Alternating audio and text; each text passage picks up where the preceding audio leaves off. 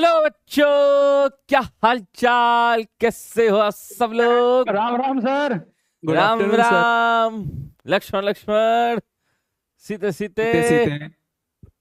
क्या हाल चाल भाई। Hello sir. Good morning sir, Purnia Pathshala. Hello good hello afternoon hello sir. Purnia. Good good afternoon sir, morning Motihari Rangbhoomi, good Pathshala. Good morning afternoon sir, Motihari, good पुण्या morning, Rangbhoomi. Good morning, Radhe Radhe sir, Giridih Pathshala. Good afternoon sir. Good afternoon. हाँ afternoon यार, sir, ये बात तो नंदलाल भूल ही गए। पाठशाला। Actually तुम लोग को गुड देखकर, सर, आप अभी आफ्टरनून तक मुर्शिदाबाद मॉर्निंग में ही हैं। 08। तुम लोग को देखकर हम भी मॉर्निंग ही बोलने लग गए। Good afternoon sir, good Murshidabad जिला। Afternoon, good afternoon, good good afternoon sir, afternoon sir, Lahore morning में ही पाठशाला। है good sir. Afternoon, good afternoon. Good afternoon sir, Samastipur Pathshala. Sister good morning, good Radhe afternoon. Radhe sir, Giridih Pathshala. Sir good morning से good afternoon shift Murshidabad. होने में थोड़ा time तो लगेगा ना। या एग्जैक्टली, ये बात है। गुड आफ्टरनून सर, कराची पाठशाला। Karachi.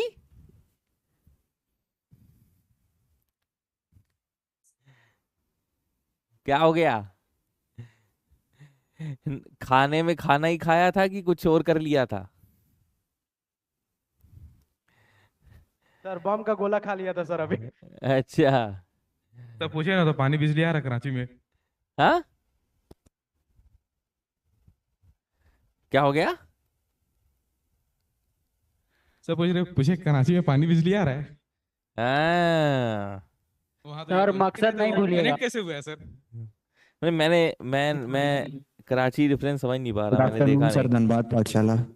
Dhanbad, very good afternoon. Patna Boring Road, good afternoon. Good afternoon sir, Hazaribagh Pathshala. Hazaribagh, good afternoon. Jamshedpur, good morning, good afternoon. Gaya, Giridih, सबको गुड आफ्टरनून है भाई।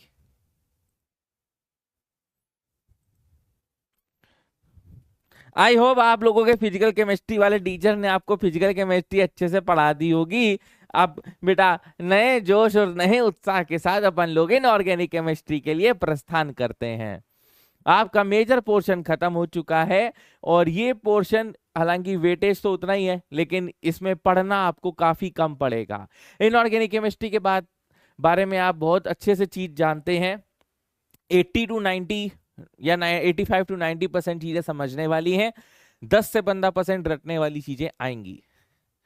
आज हम लोग पढ़ेंगे development of periodic table, identification of group, period and blocks. जिस तरह से प्लानर में चैप्टर्स आपके लिखे हैं, पहले पीरियोडिक टेबल, फिर केमिकल बॉन्डिंग और फिर जो भी लिखा है उसी हिसाब से पूरा कार्यक्रम चलेगा, कहीं कोई बदलाव नहीं होने वाला है।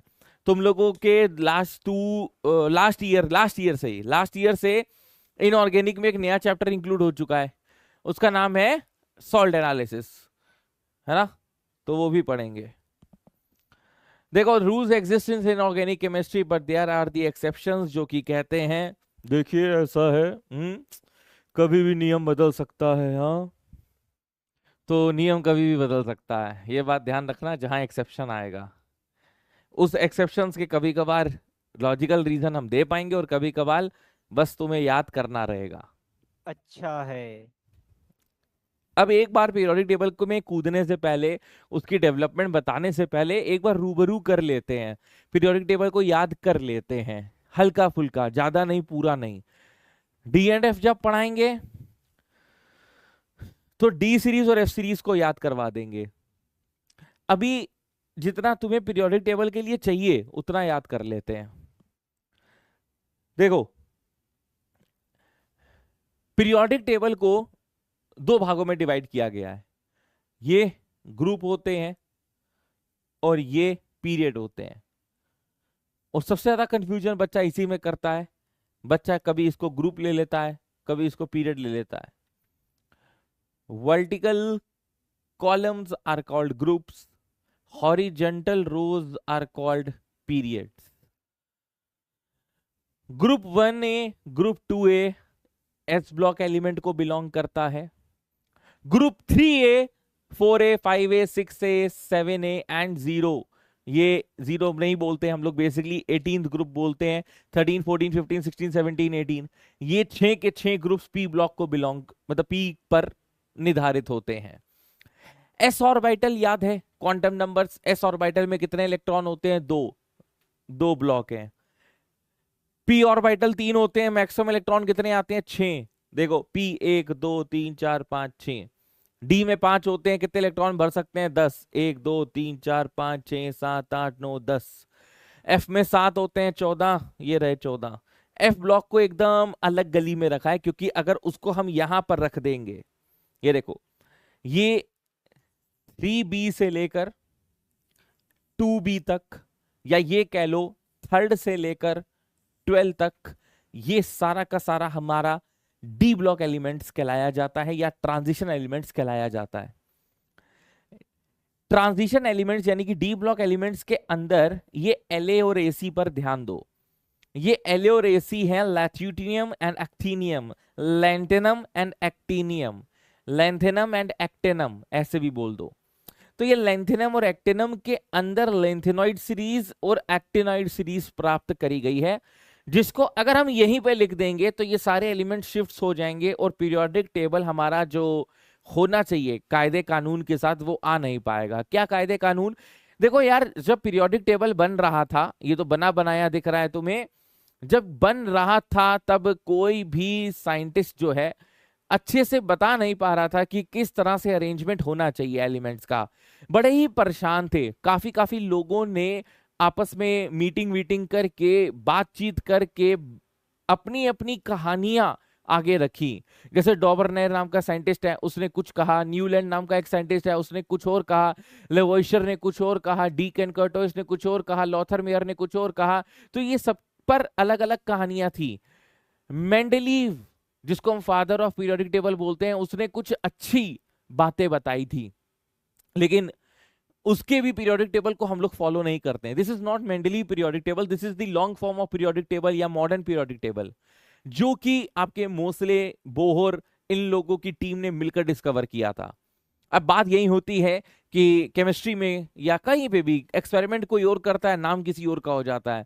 मोसले ने इसकी बेसिकली खोज करी थी। जो मेन बात होती है, जो मेन रीढ़ की हड्डी होती है, जो कॉन्सेप्ट होता है, वो मोसले ने सोचा था, खोजा था, बताया था, लेकिन बोहर ने इस पे अपनी थोड़ी सी इंप्रूवाइजेशन करके चर्चा करी और बोहर का ज्यादा नाम होता है। तो ये लेंथेनम और एक्टेनम की सीरीज को लास्ट में इसीलिए रखा जाता है ताकि कोई भी फिजिकल केमिकल प्रॉपर्टीज एलिमेंट्स की डिस्टर्ब ना हो। बस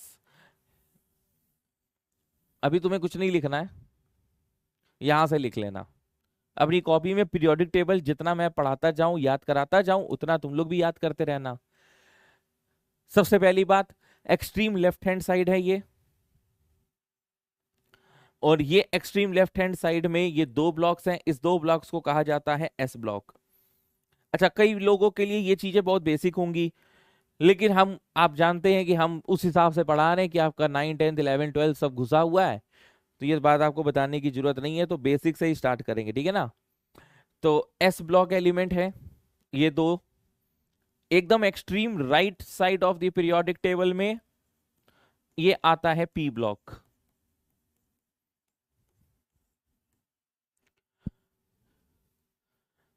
एस ब्लॉक जैसा कि आपने देखा 1A या ग्रुप 1, 2A या ग्रुप 2, ऐसा कह दो। फिर ये 3A या ग्रुप 13 कह लो, फिर 14 कह लो, 15, 16, 17, 18। एस ब्लॉक एलिमेंट के एकदम टॉप मोस्ट में पड़ा है हाइड्रोजन, लेकिन हाइड्रोजन की position is not determined correctly. Hydrogen की पोजीशन कोई अच्छे से डिटरमाइन आज तक नहीं कर पाया है कि वो एक्चुअली में कहां है, तो इसलिए इसको top of the periodic table में रखा गया है। मतलब ये इस ग्रुप को भी बिलोंग करता है और 17 ग्रुप को भी बिलोंग करता है। ये चीज आगे आने वाले चीजों में आपको लिखवा दी जाएगी, परेशान ना होना। अब ग्रुप 1 एलिमेंट्स का नाम, अच्छा न्यूमोनिक्स आप लोगों ने हो सकता है किसी टीचर से कुछ और पढ़े हो, या अपनी तरफ से यूट्यूब के थ्रू या किसी भी माध्यम से कुछ और पढ़े हो। मैं अपने न्यूमोनिक्स बताऊंगा, तुम्हें अगर अपने आते हैं तो अपने पास रखना, बिल्कुल गाने की जरूरत नहीं है, बस पीरियोडिक टेबल आना चाहिए, ठीक है। ली ना की रूबी से फ्रेंडशिप, जिसमें ये जो होता है फ्रेंशियम, ये होता है आपका रेडियो एक्टिव। कुछ एलिमेंट्स की मैं चर्चा इसलिए कर रहा हूं कुछ कुछ एलिमेंट्स मैं लिखकर इसलिए बता रहा हूं कि आपको ये एलिमेंट्स पता होने चाहिए, कौन से ग्रुप में है, कौन से ब्लॉक में है, कौन से पीरियड में है, वरना पीरियोडिक टेबल को पढ़ना थोड़ा सा कठिन रहता है। ग्रुप 2, अच्छा ग्रुप 1A को किस नाम से जाना जाता है? ग्रुप 1A को कहा जाता है अल्कली मेटल के नाम से। उसी तरीके से ग्रुप 2 को कहा जाता है एल्कलाइन अर्थ मेटल के नाम से जाना जाता है, जिसमें बेटा मांगे कार स्कूटर बाप राजी।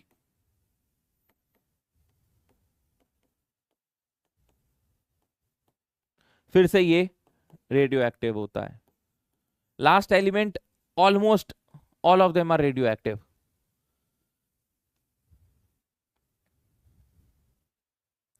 जब बेटा ने बापूजी से कार और स्कूटर मांगा और बाप जब राजी हो गया, तो बेटा यानी कि जो औलाद है वो बिगड़ गई, और वो बाल बच्चादार जो है ना, बच्चा है, बच्चा क्या है, बाल है, बाल बाल कहते हैं ना, बाल है, बाल बच्चा है, वो जो बाल है वो गाना गाने चला गया, वो भी थाईलैंड में।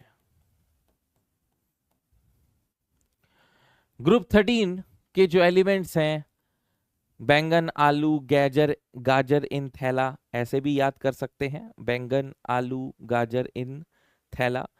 अदरवाइज मैं इस सीरीज से कनेक्टेड बात बोल रहा हूं। वी आर सेइंग कि पहले लीना की रूबी से फ्रेंडशिप हुई, फिर बेटे ने बापूजी से कार स्कूटर मांगी और बेटा बिगड़ गया। अब बेटा कहता है मुझे गाना गाना है, सिंगर बनना है। सिंगर बनना है, कहाँ चला गया बेटा? थाईलैंड। बाल गाइन थाईलैंड। थाईलैंड में क्या था? पब था, और पब में उसके 2 दोस्त थे, और 2 दोस्त का नाम क्या थे? एक का नाम किशन था और एक का नाम शशि था। और शशि और किशन को गांव की भाषा में कैसे बुलाते हैं? शशि को शशि नहीं कहते हैं, शशि इधर आओ बेटा। किशन को किशन नहीं कहते हैं, गीसन ए बेटा इधर आओ। तो बालगाइन थाईलैंड, सी और गी सन कहाँ मिले इसको? पब में। और भाई इन दोनों का चचेरा भाई नपसबी भी वहीं पे था। तो हलीना की रूबी से फ्रेंडशिप हुई। फ्रेंडशिप होते ही बेटा मांगे कार स्कूटर बाप राजी। फिर बालगा इन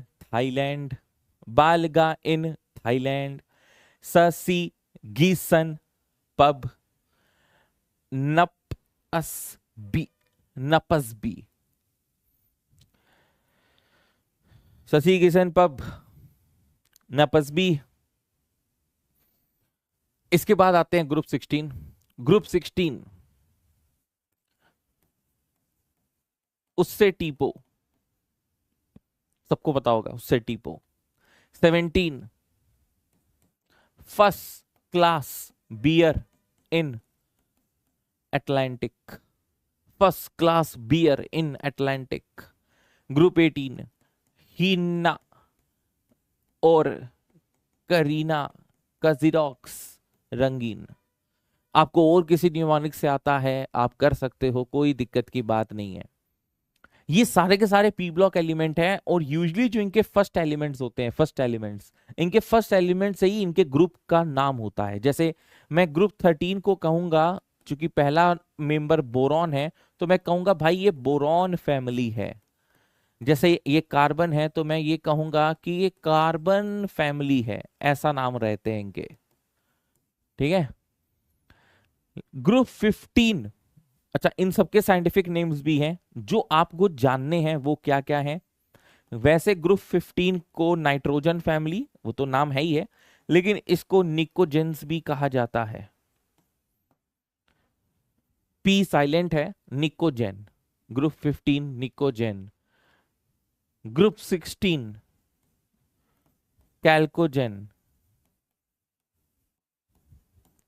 ग्रुप 17 हेलोजेन।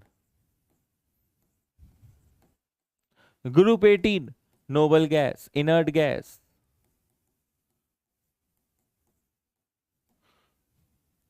तो pnictogen, chalcogen, halogen, noble gas. Pnictogen, chalcogen, halogen, noble gas. Period याद करने हैं अभी फिलहाल।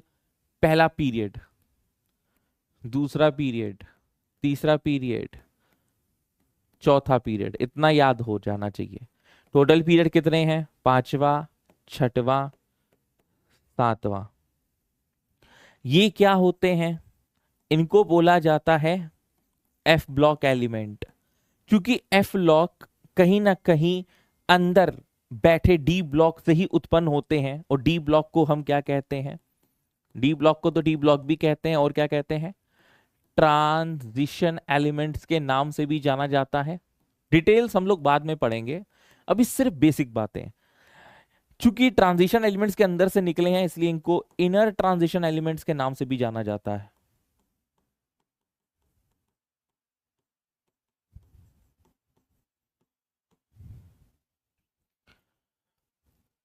पहला पीरियड में कितने एलिमेंट्स हैं? दो। क्या क्या है? ह ही, ह ही।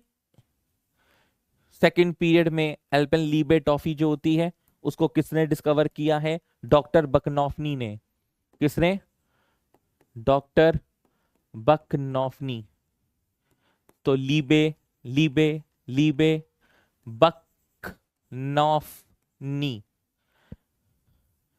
लीबे बकनॉफनी, लीबे बकनॉफनी, लीबे बकनॉफनी।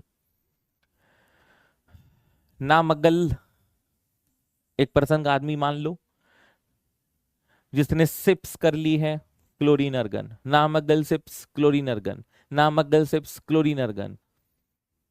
इसके बाद चूंकि यहाँ पे डी ब्लॉक आ रहा है, तो डी ब्लॉक एलिमेंट्स के भी नाम याद होने चाहिए आपको। Scandium, titanium, vanadium, chromium, manganese, iron, cobalt, nickel, copper, zinc. देखो, डी ब्लॉक एलिमेंट्स को डिवाइड किया गया है 3D series, 4D series, 5D series, 6D series. फिलहाल 3D सीरीज याद कर लो। साइंस टीचर वेरी क्लेवर, मांगे फीस, को नहीं क्यों जाने। साइंस टीचर वेरी क्लेवर, मांगे फीस, कोई नहीं क्यों जाने। लेकिन पूरा फोर्थ पीरियड अगर याद करना है तो भाई डी वाला तो याद ही है। बाकी इनको अगर मिक्स करके याद करना है तो जैसे इनके नाम लिखे हैं उनके नाम से ही याद कर लो, आसान है। जैसे ये कक्का लिखा है, कक्का, कक्का, सख्ती, वक्रमण, फीकोनी, कूजन, गागी, 80, बढ़कर। ये 5-6 बार पढ़ोगे अपने आप याद हो जाएगा। पहली बार सुनने में और पढ़ने में ऐसा लगता है ये तो बड़ी बकवास बात है, लेकिन 5-6 बार अपने मन में दोहराओगे समझ में आ जाएगा।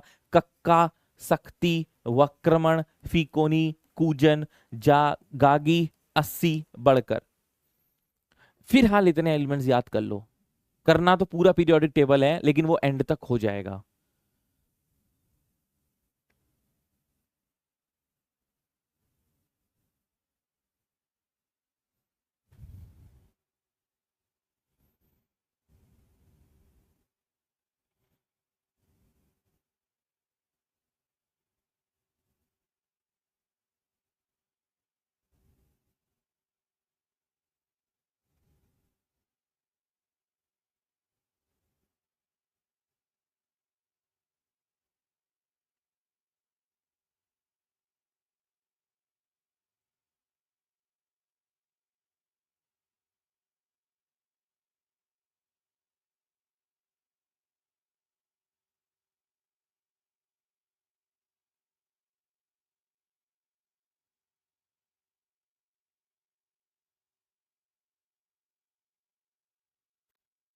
आगे बढ़ सकता हूं मैं?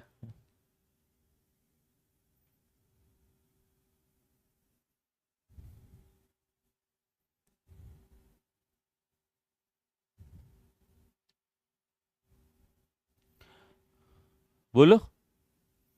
रुक जाइए। Yes sir. 1 minute, sir. No sir. Done sir. Sir 2 minute. Piyush भी लाइक ऐसे खिलौने बाजार में बहुत बिकते हैं सर। 2-2 रुपए में पीरियोडिक टेबल की शीट मिलती है। क्यों Piyush?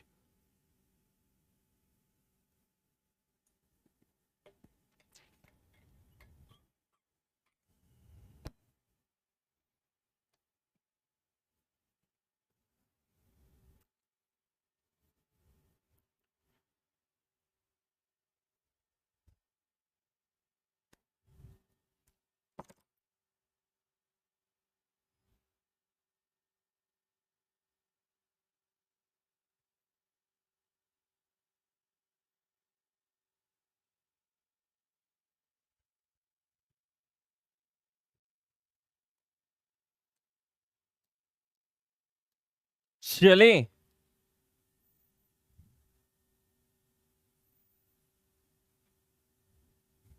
Yes sir.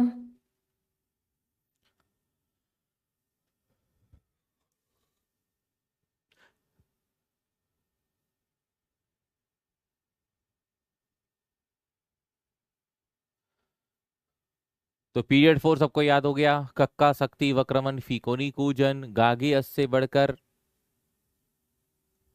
Very good. 2-3 बार बोल लो अपने मन में। कक्का शक्ति वक्रमण फीकोनी कूजन गागे अस्सी बढ़कर। स्वाहा। स्वाहा। Very good. सर वो लास्ट वाला खाली याद होगा। क्या लास्ट स्वाहा वाला? याद हुआ। अच्छा स्वाहा याद होगा। हो जाएगा, इसीलिए पूरा एक साथ नहीं दे रहे हैं, क्योंकि यहाँ वाले फिर थोड़ा और न्यूमोनिक्स वाला रहता है, यहाँ वाला और रहता है, तो वो गड़बड़ कर देगा। तो 2 बार भागों में डिवाइड करके पढ़ाते हैं हम। अभी ये भाग कर लो, पीरियोडिक टेबल में सिर्फ इन्हीं की जरूरत पड़ेगी ज्यादातर। बाकी कक्का शक्ति के बाद क्या बोल रहे हैं आप? कक्का के बाद शक्ति है और शक्ति के बाद वक्रमण है। वक्रमण वक्रमण। फिर ये फीकोनी है, फीकोनी। फिर ये कूजन है। या साइंस टीचर वेरी क्लेवर मांगे फीस को नहीं क्यों जाने, ऐसे याद कर लो। ये कक्का तो याद हो ही जाएगा। फिर गागी 80 बढ़कर। 80 से बढ़कर कौन होता है? 81 होता है ना, लेकिन यहाँ पे गागी है, तो गागी जो है 80 से बढ़कर है।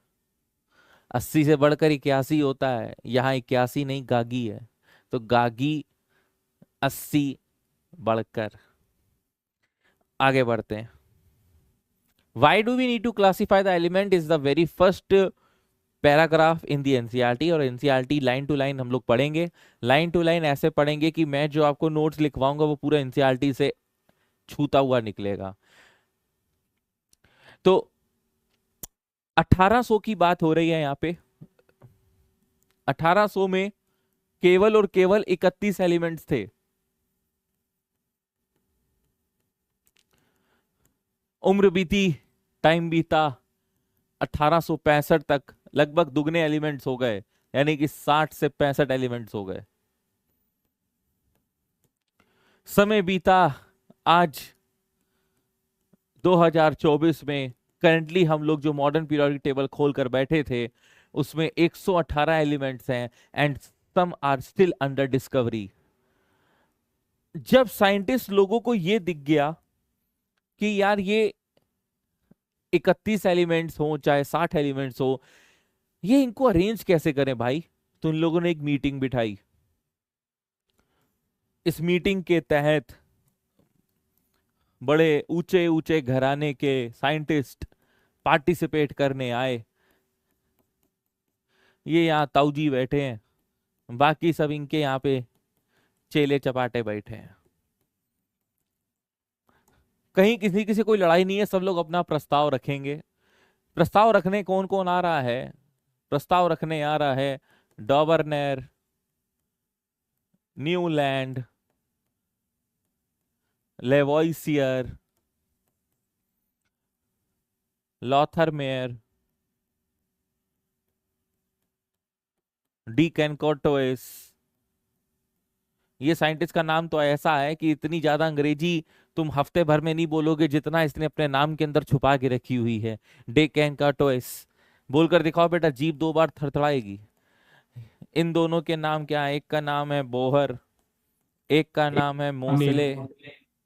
क्या हो गया? ये ताऊजी बैठे हैं, मेंडलीव। अब देखो, सर लिखना है क्या? नहीं यार ये नहीं लिखना है, ये सिर्फ माहौल समझाया जा रहा है। और भी बहुत सारे साइंटिस्ट थे, ये एक समय पे एक साथ नहीं बैठे हुए हैं। I am just planning to just give you एक रफ फिगर कि इतने साइंटिस्ट के बारे में एनसीईआरटी ने बात करी है। अब एनसीईआरटी कह रही है कि अलग अलग साइंटिस्ट अपनी बातें रखने आ रहे हैं। ये साइंटिस्ट कुछ और कहेगा, अगला साइंटिस्ट कुछ और कहेगा। सबकी बातें सही भी हैं और सबकी बातों के कुछ लिमिटेशन और कुछ ड्रॉबैक्स भी हैं, मतलब डिसएडवांटेजेस भी हैं। एक अपनी कोई बात कहेगा, जैसे मान लो डॉबर ने अपनी कुछ बात करी तो कुछ हद तक सही थी, लेकिन फिर आगे चल के वो खराब हो गई। क्यों? क्योंकि सारे एलिमेंट्स उसको फॉलो अप नहीं कर पा रहे हैं, इसलिए वो फेल हो गया। फिर न्यूलैंड ने आया, न्यूलैंड ने कुछ बात करी, उसी तरीके से लेवोइशर ने कुछ बात करी। तो every scientist have their own aspect, सबका अलग अलग प्रस्ताव है, कोई सही नहीं है और कोई गलत नहीं है। लेकिन मुद्दे की बात यह है कि एक्सपेरिमेंटल अप्रोच लगभग सबकी ना के बराबर थी। लॉथर मेयर था जिसने कर्व के थ्रू एनालिटिकल अप्रोच दी थी। सब लोग बस हाँ कर रहे थे कि हाँ ऐसा होना चाहिए, ऐसा होना चाहिए, मेरे मन में ऐसा आया कि मैं ऐसा कर लूं तो ये ऐसा होगा, ऐसा हो रहा था। इवन मेंडलीव ने इन 4-5 साइंटिस्ट का निचोड़ मेंडलीव ने बताया, लेकिन मेंडलीव के अंदर बहुत सारी कुछ अच्छाइयां थी। जैसे वो बता देता था कि ये एलिमेंट यहां डिस्कवर नहीं है, अब आगे चलकर जब डिस्कवर होगा तो उसकी पोजीशन यहीं पे होगी। उसने कुछ एटॉमिक वेट्स को सही किया, इसलिए उसको फादर ऑफ पीरियोडिक टेबल कहा जाता है। अदरवाइज ये भी फेल हो गया था।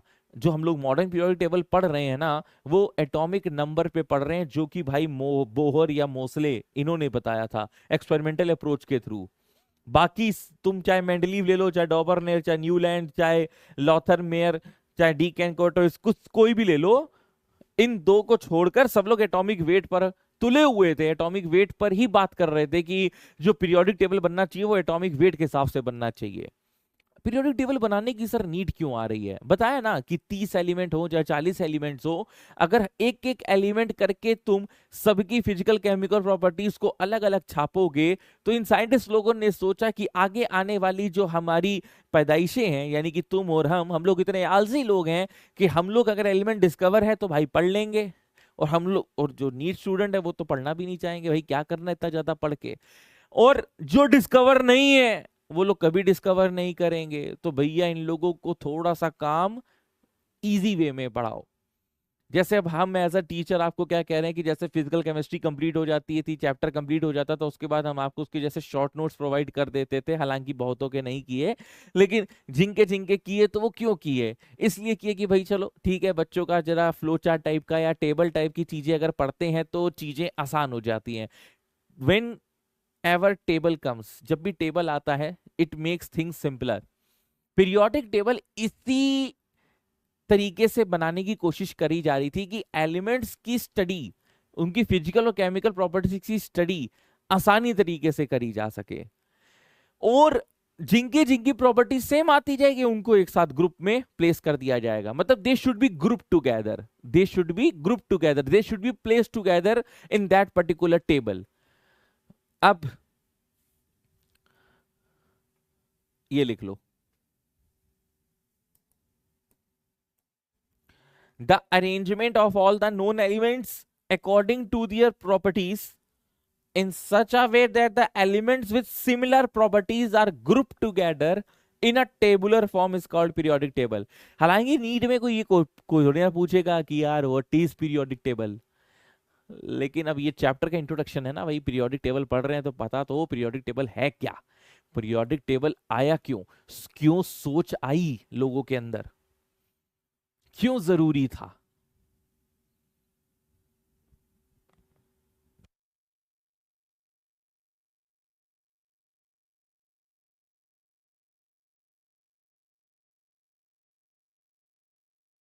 हेलो सर, हाँ, एक बार पीछे की स्लाइड कीजिए तो।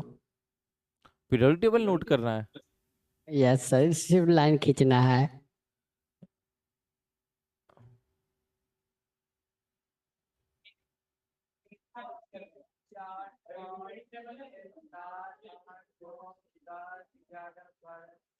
अबे क्या, 2 S ब्लॉक है, 6 P ब्लॉक है, 10 D ब्लॉक है।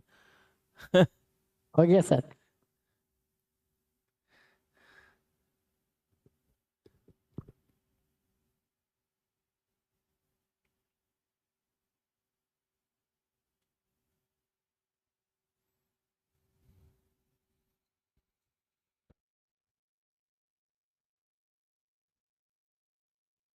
सर हाँ।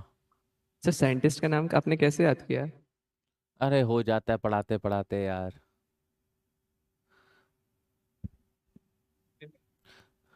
तुम्हें अभी पढ़ते पढ़ते हो जाएगा।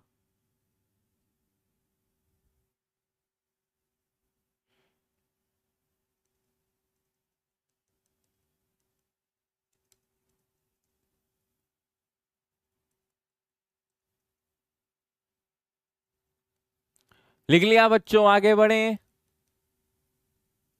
Yes, sir. Yes sir. No sir. 1 minute sir. Sir अभी नहीं। यस सर, हो गया सर। सर हो गया।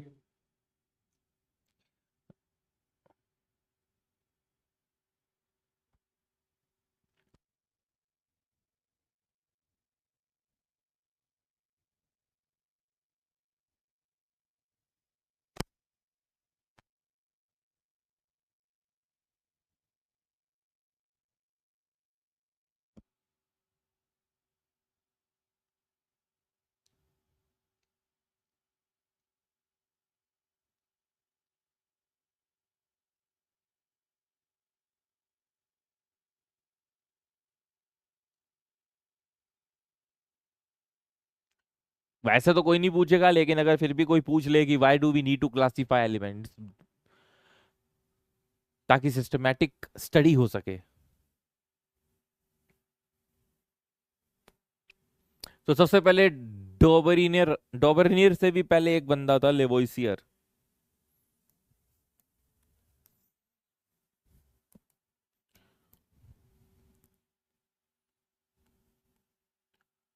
लेवोइसियर states that periodic table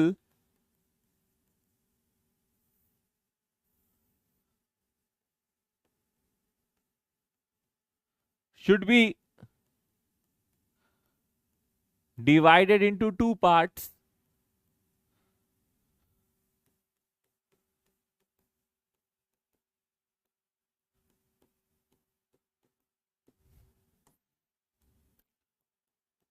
पहला पार्ट metals, दूसरा part non metals. Metals left side, non metals right side. Meanwhile बीच से मेटलॉइड्स निकलकर बोले हम क्या करें, चिंतपाक दमदम। उसने कहा ऊप्स आई एम सॉरी। बस ये जैसे ही निकला, जैसे ही इसने बोला, उतने में वो फेल भी हो गया। तो अगर कोई लेवोइशियर की लिमिटेशन पूछे तो क्या कहोगे? Did not given the space for metalloids, did not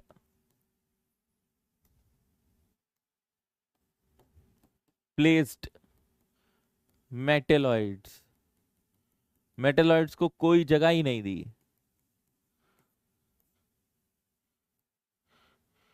इसलिए ये फेल हो गया। और पीरियोडिक टेबल में तो मेटल, नॉन मेटल्स, मेटलॉइड्स तीनों है ना, तो मेटल्स और नॉन मेटल्स को डिवाइड करके क्या करोगे? आधे अधूरे पीरियोडिक टेबल का हम लोग क्या ही करेंगे। और ये लेफ्ट एंड राइट का कंसेप्ट क्या होता है? कौन ऊपर आएगा, कौन नीचे आएगा, मेटल्स में कौन कहाँ ग्रुप होगा, सिर्फ ऐसे कह देने से थोड़ी ना बात चलेगी। तो इसकी कहानी कुछ आधी अधूरी थी। आधी अधूरी क्या मतलब, कुछ थी ही नहीं एक तरीके से देखा जाए तो। लेकिन ये एनसीईआरटी की लाइन है, स्टार्टिंग लाइन यही है कि लेवोइशियर सबसे पहले बंदा आया था जिसने ये मतलब बात करना की कोशिश कर रहा था कि हाँ हेलो भैया देखो, पीरियोडिक टेबल को तुम मेटल नॉन मेटल में डिवाइड कर दो, लोगों ने कहा अच्छा मेटालाइट कहाँ ले जाए, वो कहता है ओहो इसका तो सोचा ही नहीं मैंने।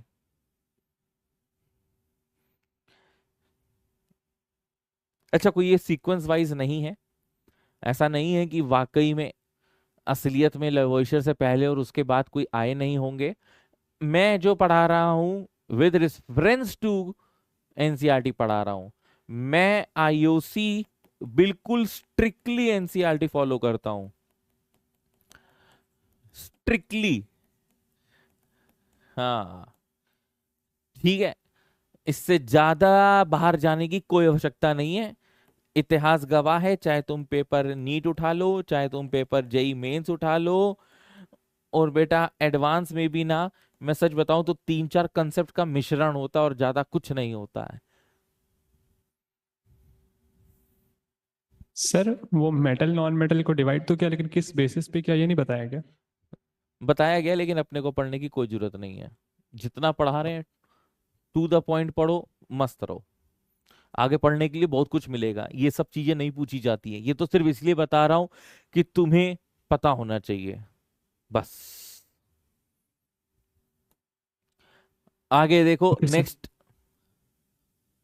नेक्स्ट है, हम लोग जो टॉपिक पढ़ रहे हैं उस टॉपिक का नाम है जेनेसिस। जेनेसिस का मतलब होता है origin.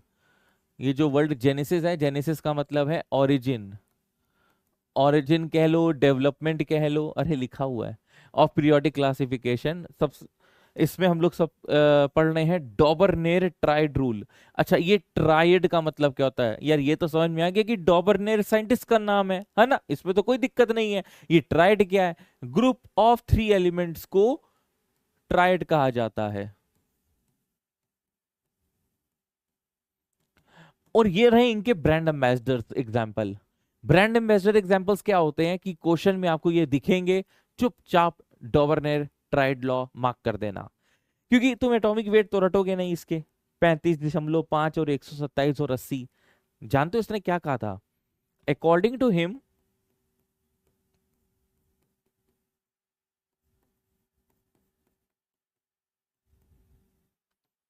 he grouped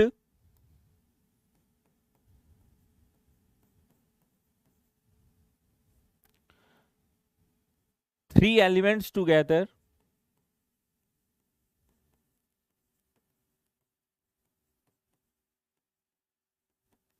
in such a way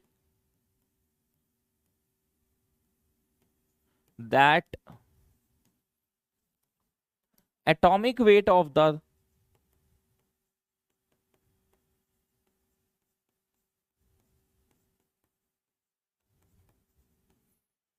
middle element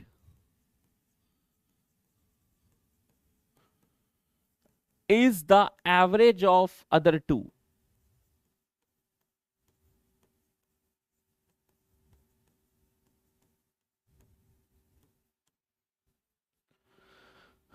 According to him, he grouped 3 elements together in such a way that the atomic weight of the middle element, like the middle element over here is sodium, over here is strontium, over here is bromine. अब आपको periodic table याद कराने का ये मकसद है कि लीना की रूबी से फ्रेंडशिप, तो लीनाक एक ही ग्रुप में आ रहे हैं, उसके ये 3 एलिमेंट्स डॉबरनेर के हिसाब से तीनों को एक साथ प्लेस करना चाहिए। अब बेटा मांगे कार स्कूटर बाप राजी तो बाद में आया था, लेकिन उसके हिसाब से, डॉबरनेर के हिसाब से, का सरबा बेटा नहीं मांगे, नहीं बेटा मांगे कार स्कूटर बाप, कार स्कूटर बाप, ये तीनों एक ग्रुप या एक जगह प्लेस होने चाहिए। अभी इसने भी कोई ग्रुप या पीरियड की बात नहीं करी, इसने कहा बस ये तीनों एक साथ होने चाहिए, बस इतना कहा।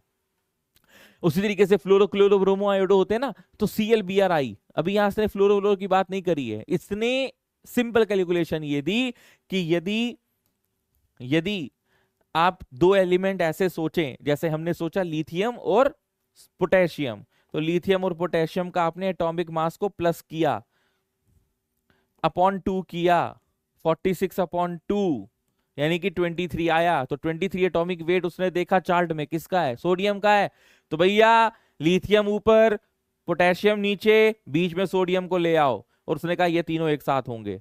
इस तरह से इन तीनों का और इस तरह से इन तीनों का उसने जुगाड़ बताया। तो ब्रांड एम्बेसडर, ये 3 एग्जांपल्स तो है ही हैं। कौन कौन से? लिनाक, कासरबा और CLBRI।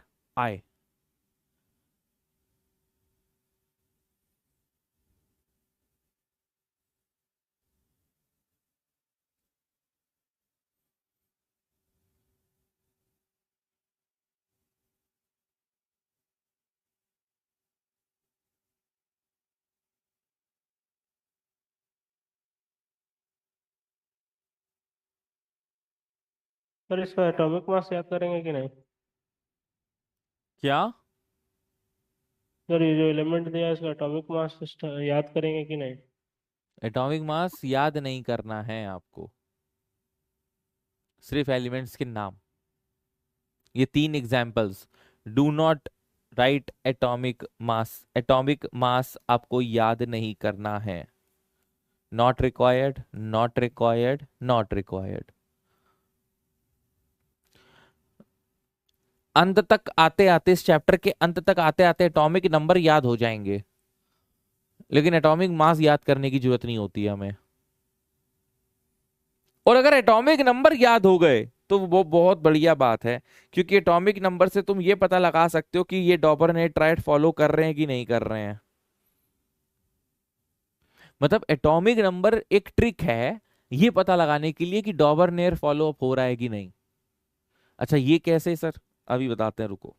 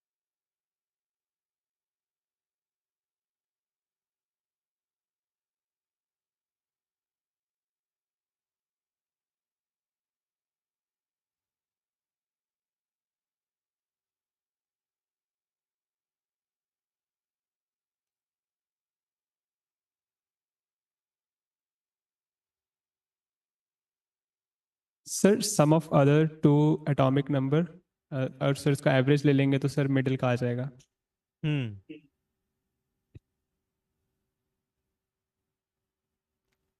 क्या हो गया नियमित? जो आपने बोला ना कि उसका एटॉमिक नंबर से मतलब पता कर सकते हैं, तो शायद शायद यही होगा। एटॉमिक नंबर से हम बता रहे हैं, कैसे पता करेंगे? ऊपर और नीचे वाले का एटॉमिक नंबर प्लस और 2 से डिवाइड। रुक जाओ थोड़ा, हमको भी बता लेने दो, सब तुम ही बता दोगे हैं।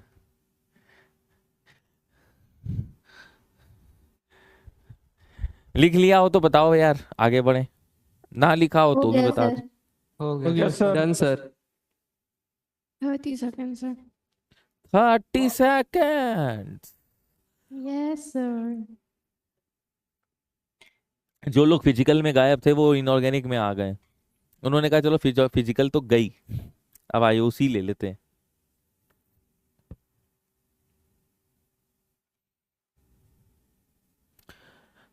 स्लाइड की एंड में होमवर्क है फिजिकल केमिस्ट्री से रिलेटेड। टॉपिक दिया है एटॉमिक स्ट्रक्चर, चैप्टर का नाम है एटॉमिक स्ट्रक्चर। हल्का हल्का जरा जरा सा रिवाइज करना है।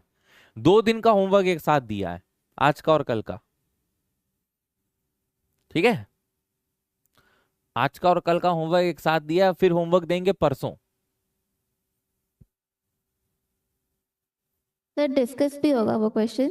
नहीं नहीं नहीं नहीं, वो टाइम नहीं दूंगा मैं। अगर आपको क्वेश्चन में कोई प्रॉब्लम है या कुछ करना है तो वो आपको सेंटर फैकल्टी को अप्रोच करना पड़ेगा। फिर भी दिक्कत हो तो हमको बता देना, कमेंट बॉक्स में लिख देना कि सर बहुत दिक्कत आ रही है, तो हम डिस्कस कर लेंगे। अच्छा ठीक है। क्योंकि अगर फिजिकल को इनऑर्गेनिक के साथ मशअप करेंगे तो फिर दिक्कत हो जाएगी। इसका जो टाइम है ना वो गड़बड़ा जाएगा।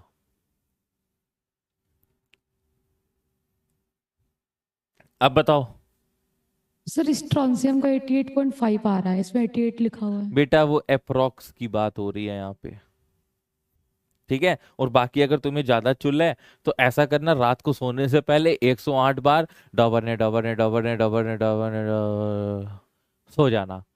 और जब तुम सोगी तो सपने में डॉबरने साक्षात तुम्हारे साथ बैठे होंगे। तो इस मीटिंग की टेबल में नाम बताओ बेटा, सर नाम बताओ अपना। मोतिहारी पाठशाला सर।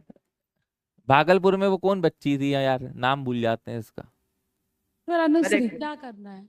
है क्या करना है सर? अरे नाम तो बताओ। अनुश्री। अनुश्री, भागलपुर से अनुश्री। यहाँ पर तुम बैठी होगी सपने में, ठीक है। पहले तो ये देखकर तुम्हें डर जाएंगे, ओ स्त्री मत आना। तुम कहना नहीं नहीं। फिजिकल केमिस्ट्री की पहली क्लास में भी तुम्हारे साथ ऐसे ही कुछ पंगा हुआ था, हमें याद है। आज आईओसी की भी पहली क्लास में स्त्री, तुम कहीं ऐसा तो नहीं स्त्री पार्ट 2 लेकर आ रही हो तुम। तो फिर तुम उनसे पूछना कि डॉबरनेर नालायक आदमी, ऐसे कान से पकड़ना है, नालायक हमका बेवकूफ बनाए तुम। 88 दे, देख तेरी गलती 88.5 आ रहा था। फिर ऐसे इसको ठिल्लू मार के जाग जाना, और फिर हमको आकर बताना क्या प्रसन्नता महसूस हुई तुम्हें। मोतिहारी पाठशाला सर। हाँ सर एक रिक्वेस्ट था सर। हाँ सर क्लास का टाइमिंग सुबह नहीं हो सकता है? क्लास का टाइमिंग मेरे साथ इधर बहुत गड़बड़ चलेगा। जैसे कल मैं सबसे सुबह पढ़ाऊंगा, सिर्फ कल के लिए, फिर परसों से फिर से इसी टाइम पे पढ़ाऊंगा। उसके पीछे रीजन मैं तुम लोगों से शेयर करूं क्या? यस सर कर दीजिए। यस सर, प्लीज सर, करिए ना। कर दीजिए सर सुनना चाहते हैं।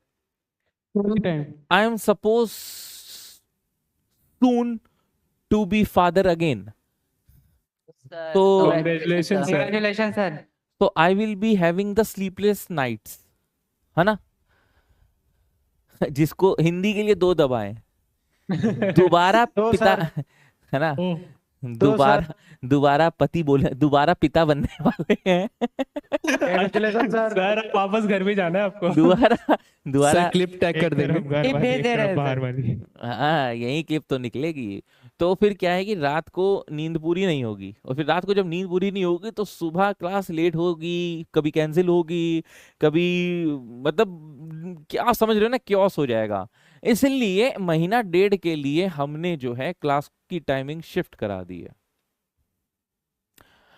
ठीक है। अब जैसे कल अपनी वाइफ को लेकर मुझे जाना है डॉक्टर के पास, और डॉक्टर का अपॉइंटमेंट है 12 बजे का।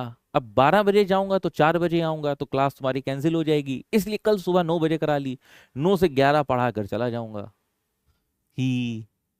ओके सर, कोई बात नहीं। सब जानना है ना तुम लोग को, क्यों, हाँ, कहाँ, कब, कैसे। इसीलिए 1 बजे से पढ़ाएंगे। सर उसके बाद फिर नॉर्मल हो जाएगा ना हम लोग के लिए? उसके मतलब बाद मुझे लगता नहीं है कि फिर हमारी जरूरत होगी, क्योंकि 1.5-2 महीने में इनऑर्गेनिक रैप अप हो जाएगी आराम से। Okay sir.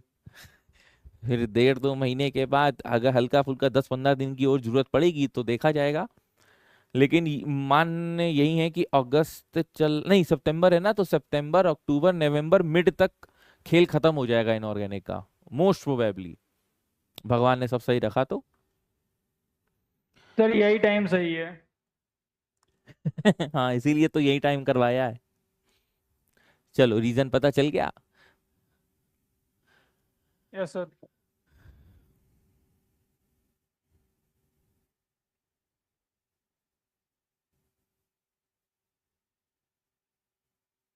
अब हम आगे बढ़ते हैं। तो बीच में शनिवार को छुट्टी हुई थी ना, इसी वजह से हो गई थी। फिर हमने इनको कहा देखो यार बवाल होगा आगे भी, टाइम चेंज कर दो, ज्यादा सही है। Atomic weight of an element X is 39 and that of element option Z A. is 132. Option A. तो आपको करना क्या है? क्वेश्चन समझ भाई, क्वेश्चन समझाने दो बच्चों को। 3 एलिमेंट्स हैं X Y Z। Y intermediate उसने बोल दिया है, इंटरमीडिएट एलिमेंट Y है। Option D sir. इसका एटॉमिक वेट 39 है। इसका एटॉमिक वेट 132 है। अगर ये डॉबरनेट्राइट फॉलो कर रहे हैं तो वो कह रहा है बीच वाले का एटॉमिक वेट बता दो। अगर ये डॉबरनेट्राइट फॉलो कर रहे हैं तो आप इन दोनों को प्लस करो, डिवाइडेड बाय 2 करो, आंसर 85.5 है। यही आएगा। नहीं, डी आएगा। डी आ रहा है sir. Option D sir. Option D option sir. D आएगा सर 85.5। हाँ तो 85 ही तो लिख रहे हैं हम लोग। यस।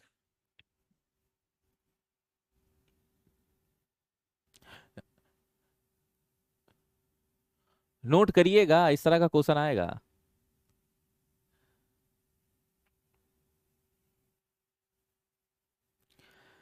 चलो लगे हाथ फटाफट। डॉबरनेट्राइट कौन कौन से होते हैं? लिनाक, कासरबा, CLBR-I। ये 3 NCERT के द्वारा निर्धारित हैं।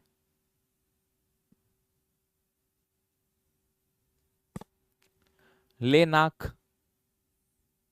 अपने पार्टनर से बोलो लेनाक। वो बोलेगा ए कासरबा। तो कहना अरे first class.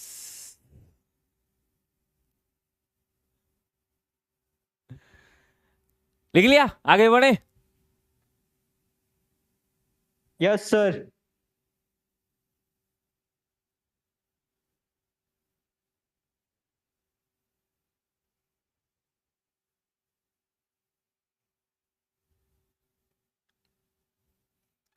Which of the following is not a डॉबरनेट्राइट?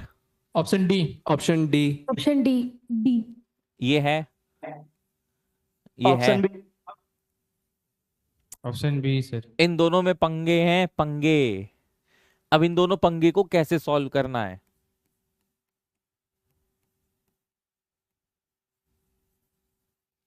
Sir black flag please. अगर आपको डॉबरनेट्राइट देखना है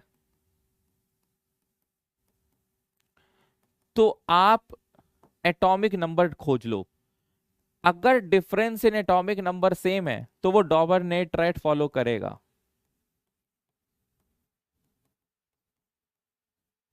difference in atomic number is same. दूसरी बात, and it should be in group.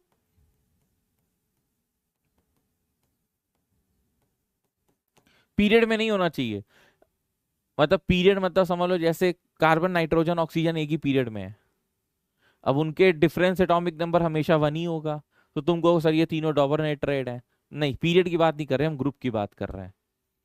हम ग्रुप की बात कर रहे हैं। ग्रुप में difference in atomic number is same, तो वो डॉबरनेट्राइट फॉलो करता है। तो अब जैसे आपके सामने ये रहा पीरियोडिक टेबल। Mg और Mg कासर, Mg कासर 12, 20 और 38। देखो ये एटॉमिक नंबर तुम लोग को भी याद हो जाएंगे, परेशान ना होना। इन दोनों के बीच का डिफरेंस कितना है? 8। 8। इन दोनों के बीच का डिफरेंस है 18। 18। अब इन दोनों नंबर क्या सेम है? एक 8 है, एक 18 है। सेम नहीं है। अगर सेम नहीं है ये डॉबरनेट्राइट फॉलो नहीं करेगा। करेक्ट आंसर ये होगा। अच्छा, इसके नीचे क्या है? वैसे बेरियम है। क्या है? बेरियम का सर बा 20, 38 और 56। दोनों का डिफरेंस 18। इन दोनों का डिफरेंस 18, इसीलिए का सरबा होता है। ठीक है। अब उससे टीपो में SE और TE आ रहा है। 16, 34, 52। इन दोनों का डिफरेंस 18। इन दोनों का डिफरेंस 18, यानी कि ये डॉबरनेट्राइट फॉलो करेगा। तो इस तरह से आप चेक कर सकते हैं।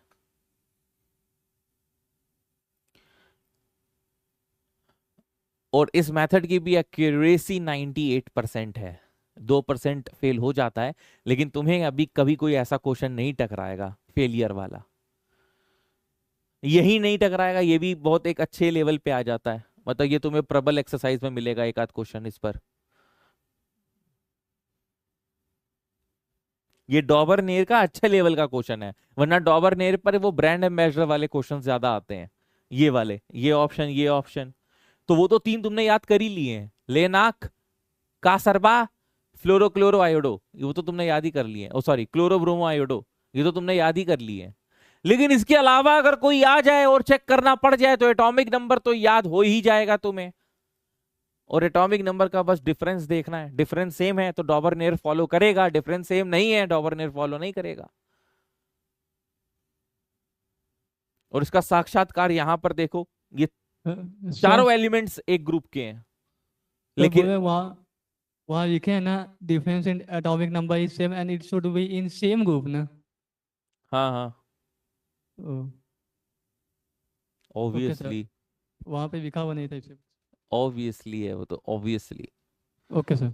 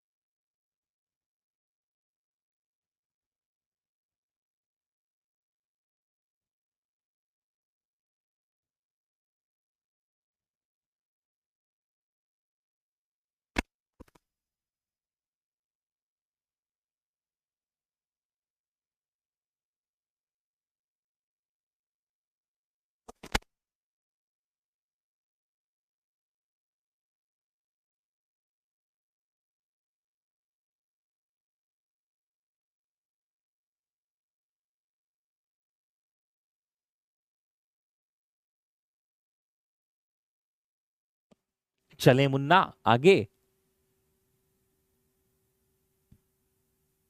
Yes, sir. The law of Troyd is applicable to। Option D. Option D. Sir. हाँ, ये नीट लेवल का सवाल है। क्यों?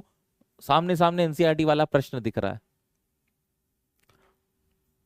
भाई। ये ब्रांड एम्बेसडर है ना, ब्रांड एम्बेसडर, इसमें कुछ तुम्हें डिफरेंस नहीं चेक करना है। जब तुम्हें ये दिखाई दे कि ब्रांड एम्बेसडर सामने बैठे हैं, सबसे पहले उसके पास भागो, काम करो।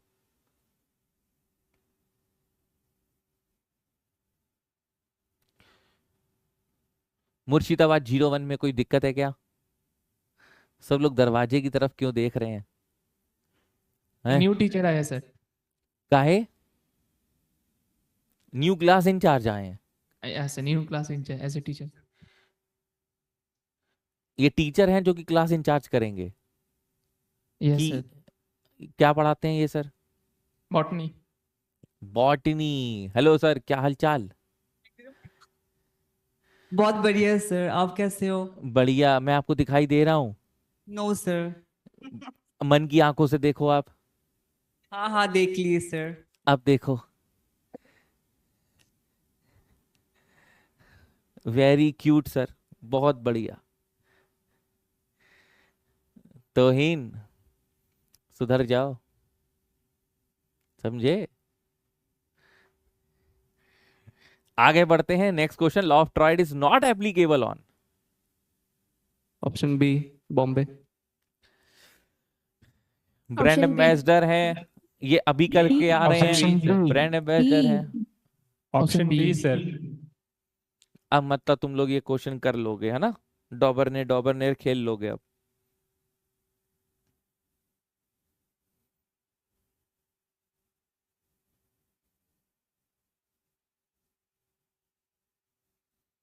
चलो फिर अब न्यूलैंड पढ़ते हैं।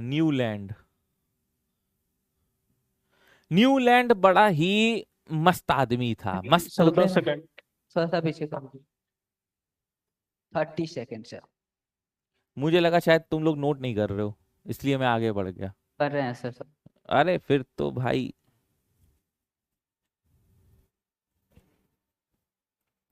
अच्छा तुम सब लोगों ने पीरियोडिक टेबल तो अच्छे से पढ़ा ही होगा। मतलब कोई कितना भी बेकार तरीके से पढ़ा हो, पीरियोडिक टेबल तो सभी पढ़ते हैं यार, क्यों? और ये चैप्टर तो शायद किसी को भी टफ नहीं लगा होगा। हाँ sir.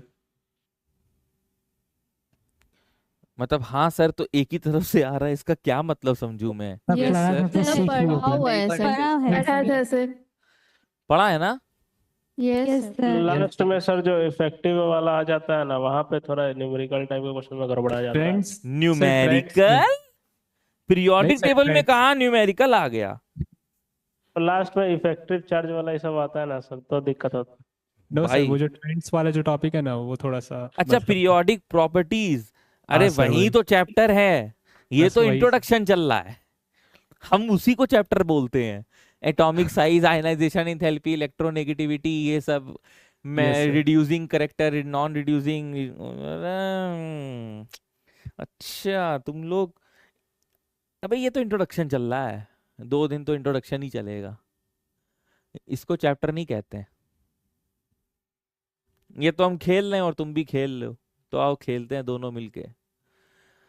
Newland law of Octave.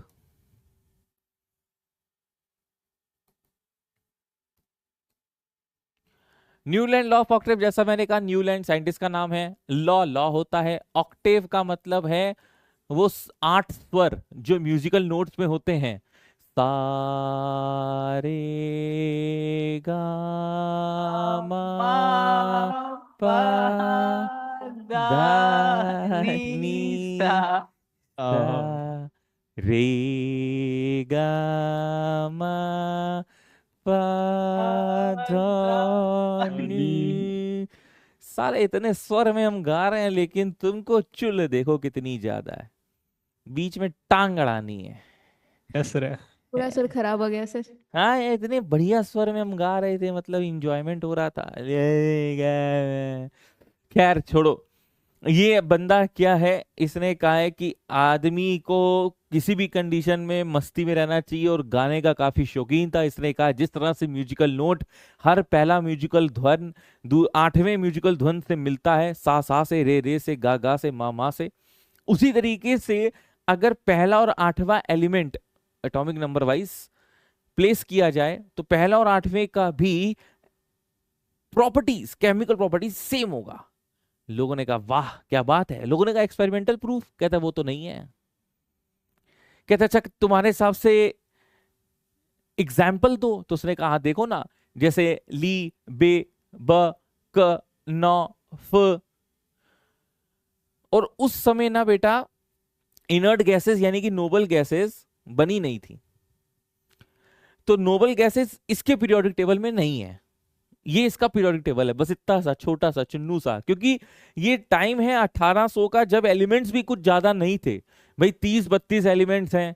अब 30-32 एलिमेंट्स में कितने दिख रहे हैं तुमको, 1 2 3 4 5 6 7, 7 दूना 14 और 16 एलिमेंट्स, लगभग आधे टेबल तक पहुंच रहा है, तो बहुत बड़ी बात है ये तो, है ना।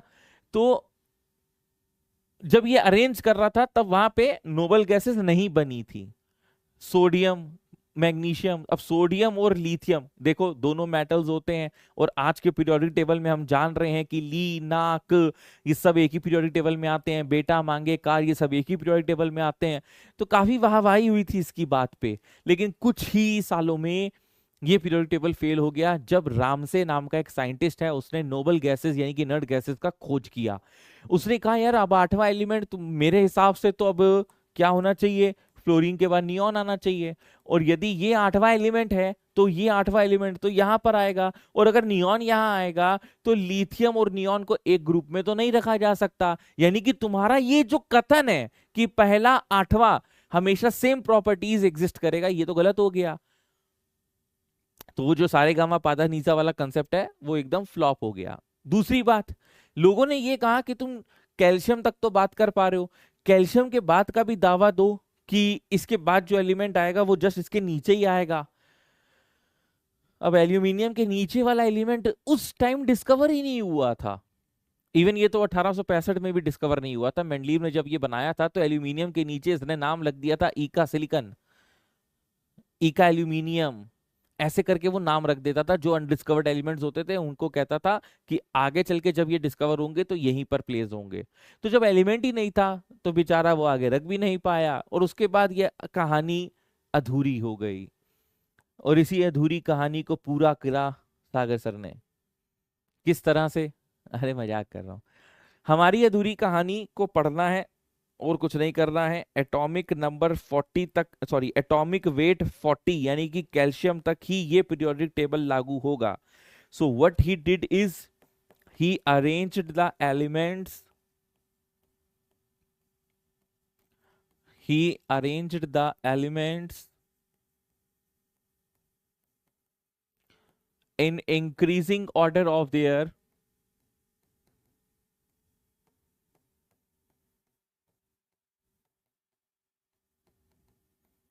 Atomic weight. देख रहे हो सारे साइंटिस्ट एटॉमिक वेट के पीछे पड़े हैं। किसी को एटॉमिक नंबर का थोड़ा सा भी ज्ञान होता तो काफी चीजें ज्यादा सही रहती। So he arranged the elements according to its increasing atomic weight and placed them according to the musical notes.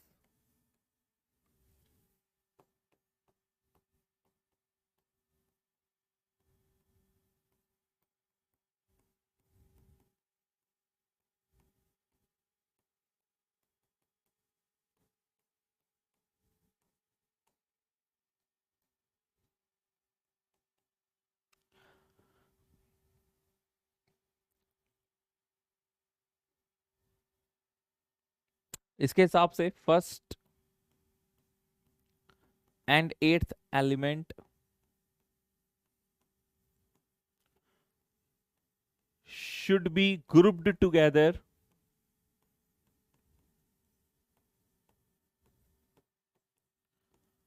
and will bear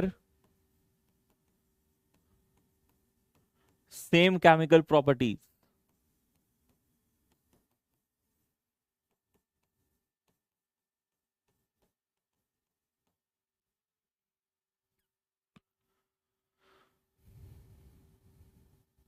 next page में इसका ड्रॉबैक जो दो डिस्कस किए थे, एक रामसे ने जब नोबल गैसेस को खोज किया तो 8वां एलिमेंट नियॉन हो गया और अब नियॉन और लिथियम को एक साथ ग्रुप नहीं किया जा सकता।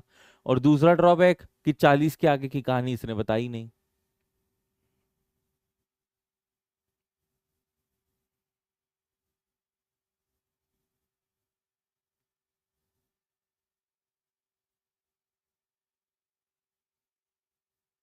सर एक डाउट था। हम्म सर सारे गामा तो हिंदी में और न्यूलैंड्स तो फॉरेनर था, तो म्यूजिकल कॉर्ड पे कैसे उसको बेस्ड कर बेटा दिया? आज फासो लाटी दो उसका होता है, वो हैं? भी सारी होती। डोरे में फासो लाटी दो होता है इंग्लिश में। क्या होता है? डो रे म्यूजिकल मी मी फा फा सो सोलाटी। दो 8 में पढ़े थे सर साइंस में। Yes sir. अच्छा, जहां तक मुझे पता है कि दिस सारे गामा पाधा नीसा अंग्रेज लोग शुरू से सीखते आए हैं भारतीय संस्कृति से। और हरे रामा हरे कृष्णा इस्कॉन टेम्पल ये शुरू से है, वहां पे इतनी हिंदी तो आती है सबको। बाकी तुम्हें ज्यादा डाउट है, जैसे मान लो कि न्यूलैंड को सारे गामा पाधा नीसा कैसे पता था, यानी कि इसको हिंदी कैसे आती थी। तो नाम क्या है तुम्हारा? आकाश सर। हम्म आकाश झा। हम्म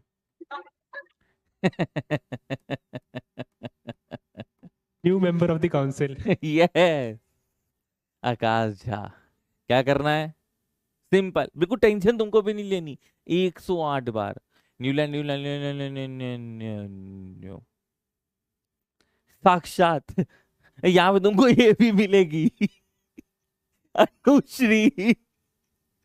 तो उसका क्वेश्चन ओवरनियर के क्लास लगाते हो। उसका क्वेश्चन चुप होने देना, तो बहुत मजा आएगा तुम्हें। जाना आज। अभी छोड़ो, दिमाग में और भी खुपेच आ रही है, लेकिन रहने दे रहे हैं, आगे बढ़ते हैं हम।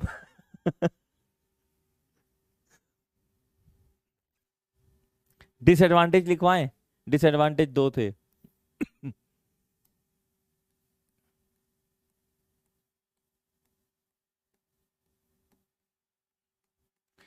इस चैप्टर के एंड में पता नहीं कितने लोग काउंसिल से जुड़ चुके होंगे।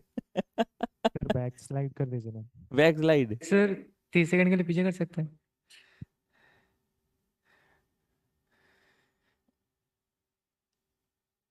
क्या क्वेश्चन था? सर वो वाला स्लाइड रोज लेके आइएगा।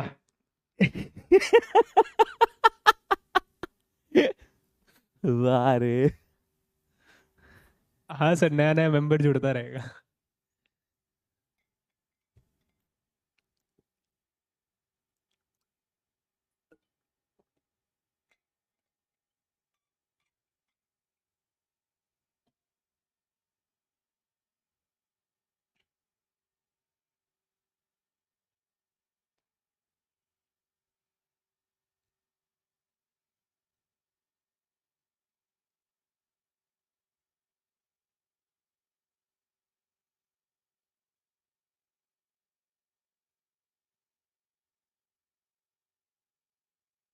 बेटा सच में ब्लैक मैजिक मत कर लेना अनुश्री, पता चले आज रात को तुम घर में बैठो है, हो गया सर। चादर वादर और उसके ऊपर मोमबत्ती रख दो।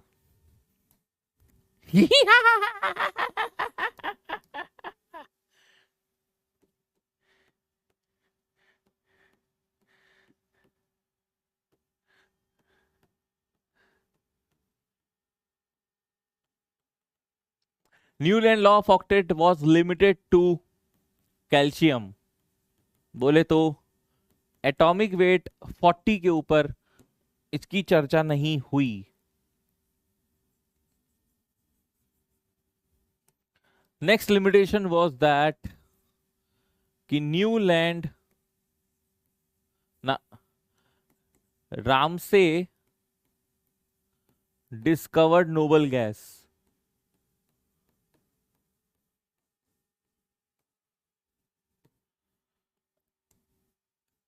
And now eighth element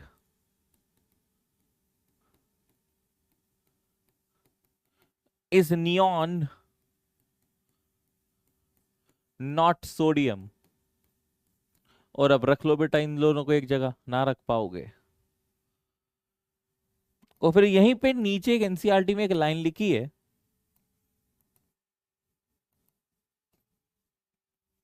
paragraph के बीचों बीच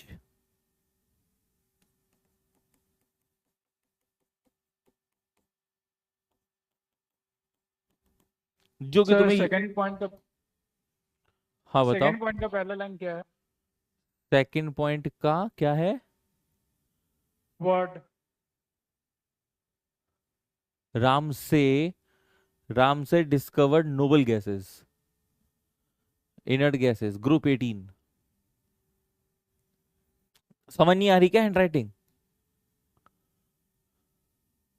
अच्छे से लिखते हैं। नहीं सर, क्लियर है सर। क्लियर है सर। वो राम से सर मतलब क्या लिखा हुआ था, प्रोनाउंसिएशन नहीं हो पा रहा था। एनसीईआरटी में एक लाइन लिखी है, इस लाइन को बस तुम्हें अपने दिमाग में बसाना है, इसके बारे में और कहीं कोई डिटेल नहीं है। वो है डी कैनकोटोइस को लेकर, who discovered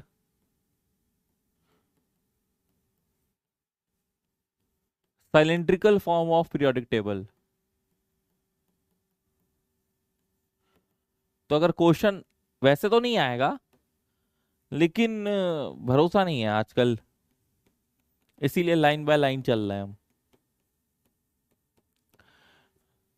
D Chancourtois who discovered the cylindrical form of periodic table, जिसको इसने नाम अलग अंदाज में दिया टेल्यूरिक हेलिक्स।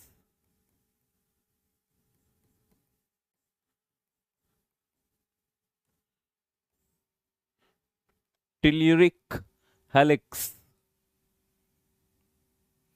अगर तुम सोच रहे हो कि ये कैसे दिखता होगा, ये रहा सामने। This is what the cylindrical form of periodic table, roll करके लीबे ना मग्गल कक्का, इस तरह से सारे पीरियोडिक टेबल एक साथ आ रहे थे, मतलब एलिमेंट्स एक साथ आ रहे थे। इसका कोई फर्दर वो नहीं है, एक्सप्लेनेशन नहीं है। ये लाइन है जो आपको बस याद रखनी है।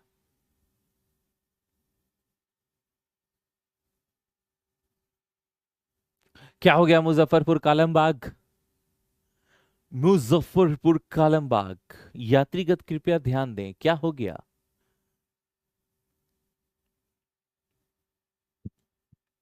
हाँ हाँ बताइए। Good afternoon sir. Good afternoon sir. Sir ये लोग पीछे बैठ के घूम घूम के बात कर रहे हो, नोट नहीं कर रहे हैं। ओ ये काली टोपी? नहीं सर, वो साइड में जो विदाउट ड्रेस। लाइए माइक दीजिए इसको। अब पीछे से कुछ बोल रहा था, वही पीछे देख। कौन वो हरी टोपी? कोई बोल ऐसा ही कुछ बोल रहा था, पता नहीं कौन बोल रहा था। ये काली टोपी हरी टोपी बहुत धांधली मचा रहे हैं भाई। तो अच्छा पता नहीं सर कौन बोल रहा था, लेकिन अच्छा वो कोई बोला नाम और लेके तुमने नोट्स बनाना छोड़ दिया? आज नोट्स नहीं बना रहे हो? सर कॉपी नहीं लाना वाला है, पुराना फिजिकल। हाँ तो यार गलती है मेरी है ना यार, मुझे तुझे फोन करके याद दिलाना चाहिए था कि यार कॉपी लेकर आना, आज आईओसी पढ़ानी है, नया चैप्टर शुरू नहीं होगा। बनाना सर। शिट यार, सॉरी यार। तो ऐसा भी तो कर सकते थे चलो मैंने अपनी गलती करी, तुम क्यों गलती कर रहे हो? तुमने 2 पन्नों में लिख लेते और वो पन्ने जाकर चिपका देते। बचपन में बहुत किया होगा हम लोगों ने, ऐसा किया था कि नहीं? चलो ठीक है, बढ़िया।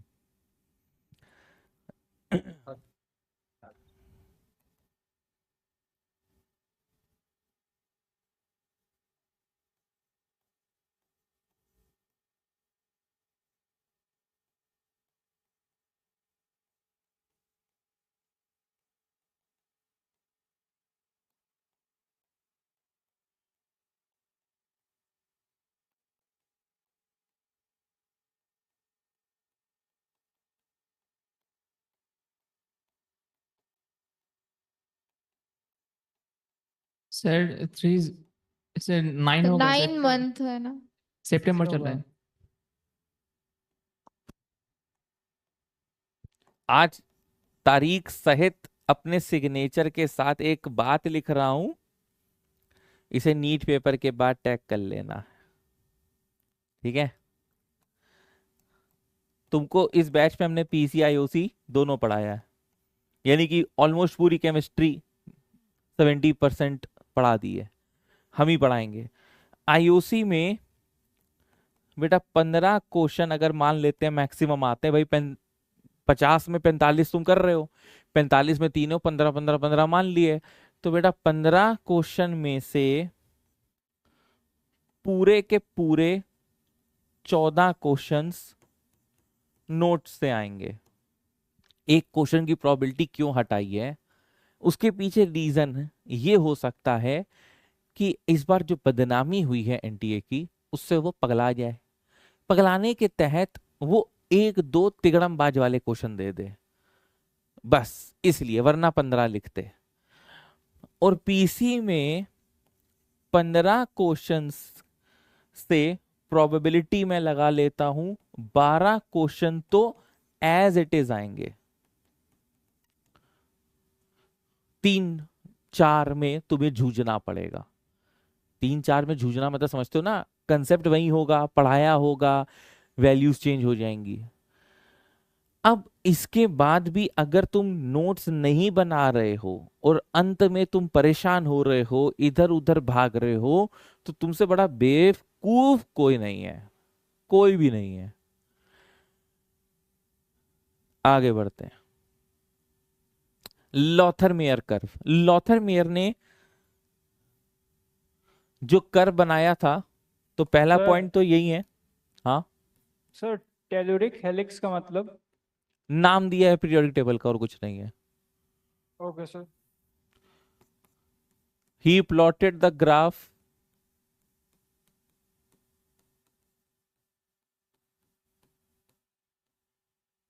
between atomic volume and atomic mass.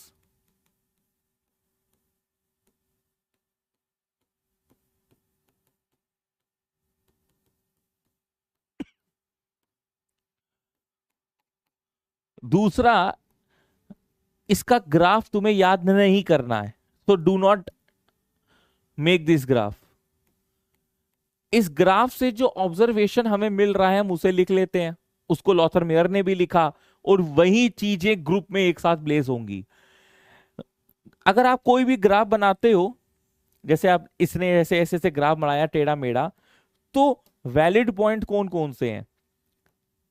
एक तो होगा यार पीक ऑफ द कर्व, एक होगा ये निचला हिस्सा bottom part of the curve, एक होगा चढ़ते हुए और एक होगा उतरते हुए। 4 मेन पॉइंट्स होंगे इस तरह के ग्राफ के। तो चारों पॉइंट्स पे इसने कुछ चीजें एनालाइज करी। क्या? Peak of the curve, bottom part of the curve, ascending portion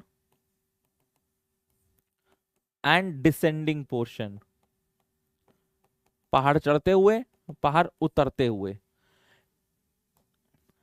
आपको नहीं दिख रहा, लेकिन मैं देख पा रहा हूं कि यहां पर पीक में ली, ना, क, रब, सस, यानी कि पीक ऑफ द कर्व में जो एलिमेंट्स हैं वो एक साथ एक ग्रुप में आएंगे। और ये बात सच है, ग्रुप 1 एलिमेंट्स अल्कली मेटल्स सारे के सारे पीक पोजीशन लिए बैठे हैं। तो आपके पास क्वेश्चन कैसे आएगा कि पीक किसने ली थी, ग्रुप 1 ने ली थी। उसके बाद ये का, सर, बा, ये आपको पीक उतरते हुए दिखाई दे रहे हैं, यानी कि डिसेंडिंग पोर्शन में एल्कलाइन अर्थ मेटल दिखाई दे रहा है।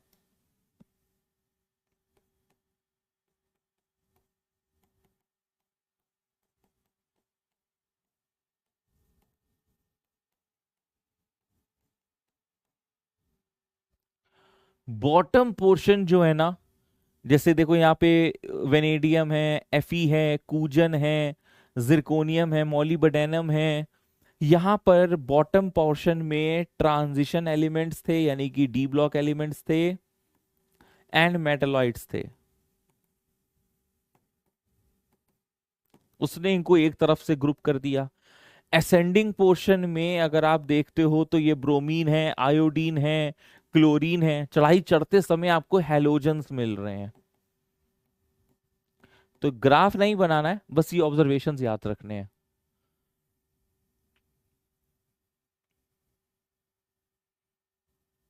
This is just the introduction of the chapter.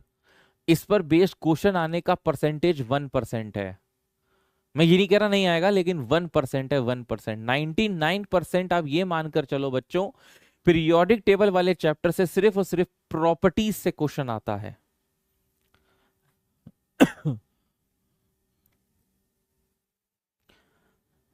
अब उस 1% में 2019, 2022, 2023 नीट में आपके पास इंट्रोडक्शन से ही क्वेश्चन आया है। जैसे 119 का नाम बताओ, 118 का नाम बताओ, 120 अभी डिस्कवर्ड नहीं हुआ, अगर हुआ होता तो कहाँ आता। ये सब नीट में आए हुए हैं क्वेश्चंस। अब ये क्या इंट्रोडक्शन वाले हिस्से हैं, प्रॉपर्टीज से हट के क्वेश्चन पूछा है उन्होंने, इसलिए इनको भी उतना ही सीरियसली पढ़ना है। जितना एनसीईआरटी में दिया कम से कम उतना हमें आना चाहिए, बस, और ज्यादा नहीं। इसमें ज्यादा डिटेल रिसर्च नहीं करनी है। एनसीईआरटी का जो निचोड़ है सिर्फ उतना हम पढ़ लिया या उतना हमारे दिमाग में फिट हो गया, that is more than sufficient.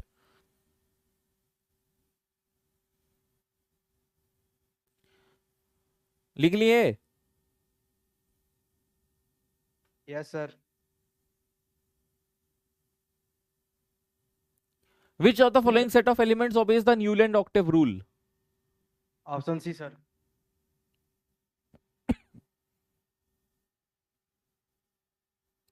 देखो, option C. Option C sir. सी।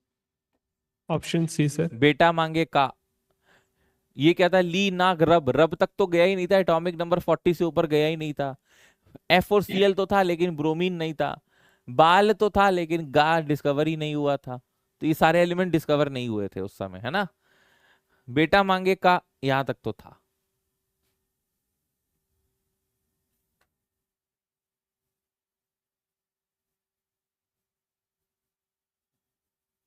Ten second.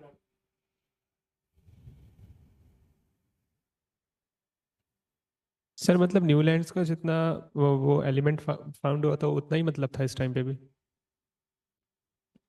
नहीं नहीं नहीं नहीं, एटॉमिक नंबर 40 के बाद एलिमेंट्स प्रॉपर्टीज को फॉलो अप कर पाए ऐसा जरूरी नहीं था। क्योंकि देखो कैल्शियम के बाद वो जो एलिमेंट आ रहा था ना, वो डी ब्लॉक का आ रहा था। अब वो ये समझ नहीं पा रहा था कि साला ये डी ब्लॉक कैसे आ रहा है बीच में। उसको पता नहीं था ना कि डी ब्लॉक पीरियोडिक टेबल में बाद में बीच में आएगा। ये तो हम लोग को पता है। देखो कक्का के बाद क्या आता है, स्केंडियम आता है ना। हाँ सर, स्कैंडियम। और वो क्या पुट करना चाह रहा होगा भाई, उसको अगर मान लो बाल गा इंडियम, इंडियम होता है ना, बाल गा नहीं, गैलियम गैलियम गैलियम गैलियम। अच्छा, उस समय तो गैलियम नहीं बना था। तो कुछ एलिमेंट डिस्कवर नहीं हुए थे और कुछ इसको सिनेरियो नहीं पता था कि इसके बाद हम डी ब्लॉक को लाएं कि ना लाएं। धुंधला धुंधला था सब। For which of the pair Newland octave rule is not applicable? फिर से वही है। Option B sir. डी। तो लीना डी, है, sorry। एमजी का है, ये है, ये option B D R. Sir. Option D. Option D.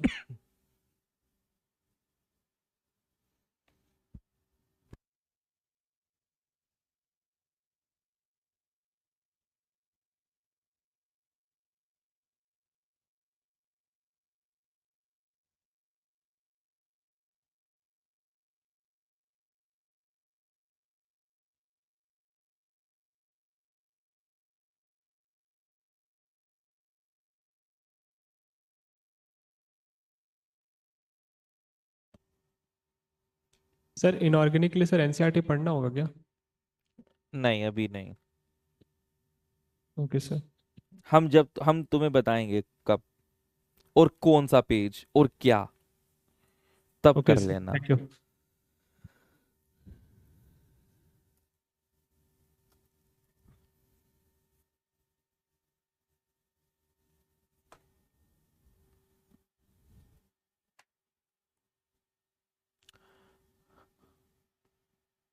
Mainly periodic table में काफी अच्छी बातें हैं जो आपको याद रखनी है।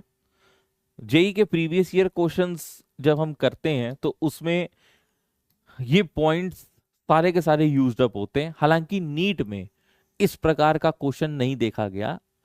रीजन क्या होता है कि जेई में मैं जेई के क्वेश्चंस काफी कराऊंगा आईओसी में, उसके पीछे रीजन ये होता है, नीट में अगर आप क्वेश्चन, भाई फिजिकल में क्या रहता है, फिजिकल केमिस्ट्री में काफी सारे न्यूमेरिकल पोर्शन है, उसके तरह के क्वेश्चंस को ढूंढ पाना, ला पाना, उस लेवल तक ला पाना आसान होता है। आईओसी में क्या है कि भाई अगर एक पैराग्राफ जैसे तुमने पढ़ लिया डॉबरनेर, न्यूलैंड, अब उस पर बेस्ड और क्वेश्चन मैं कहाँ से ले आऊं, किधर से ले आऊं, जितने बनने थे बनाने थे बना लिए, हो गया, खत्म हो गया। इसलिए आपको जेई के क्वेश्चंस में काफी करवाऊंगा इसमें। अब अगर जेई के क्वेश्चन आप देखोगे तो उसने लाइन बाय लाइन एनसीईआरटी से क्वेश्चन पूछे हैं, और उसकी पूछना मजबूरी है, नीट में ऐसी मजबूरी नहीं होती है। लेकिन मैं तुम्हें आईओसी का स्टैंडर्ड तुम्हारा एकदम लाइन बाय लाइन चलाऊंगा जैसे मैं जेई में चलाता हूँ। जेई में इसलिए मजबूरी होती है क्योंकि उन्हें 18 से 20 सेट बनाने पड़ते हैं हर साल। तो भाई क्वेश्चंस रिपीट भी होंगे और अर्जी फर्जी क्वेश्चन भी आएंगे और लाइन बाय लाइन से भी क्वेश्चन आएंगे। नीट में ऐसा कुछ नहीं होता है, उनको तो एक ही सेट बनाना है। हालांकि बीच में चर्चा चल रही थी कि उसका पैटर्न भी जेई जैसा कर दें। अगर ऐसा हो जाता या कर देते, अब तक न्यूज आ जाती, तो फिर भाई तुम्हारे लिए भी बड़ा स्ट्रिक्ट इंस्ट्रक्शन रहता है कि लाइन बाय लाइन पढ़ो, क्योंकि फिर क्वेश्चन कहीं से भी आ सकता है। वो पिंक बॉक्स भी नहीं छोड़ना, फिर ग्रीन बॉक्स भी नहीं छोड़ना। लेकिन अभी फिलहाल तुम लोग इस चीज से दूर हो, और जैसे मैं परसेंटेज आपको बता सकता हूँ ना कि यार डेवलपमेंट वाला पोर्शन थोड़ा कम इंपॉर्टेंट है, प्रॉपर्टीज थोड़ा ज्यादा इंपॉर्टेंट है, ये मैं तब ना बोल पाता। तो मेंडी पीरियोडिक टेबल में मैं कुछ जो आपको पॉइंट्स लिखवा रहा हूँ, ये पॉइंट्स आप याद रखना। वो क्या क्या है कि जब मेंडली पीरियोडिक टेबल बना रहा था उस दौरान 63 एलिमेंट्स वर नोन। अब ये क्वेश्चन आता है statement based.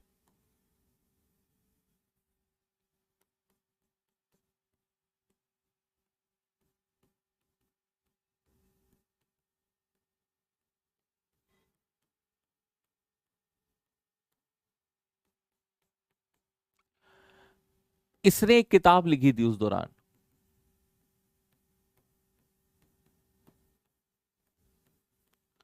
Principle of chemistry.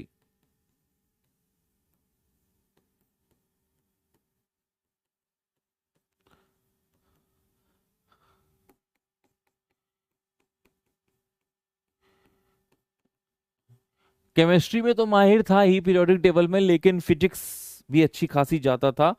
Accurate barometer इसी ने बनाया था।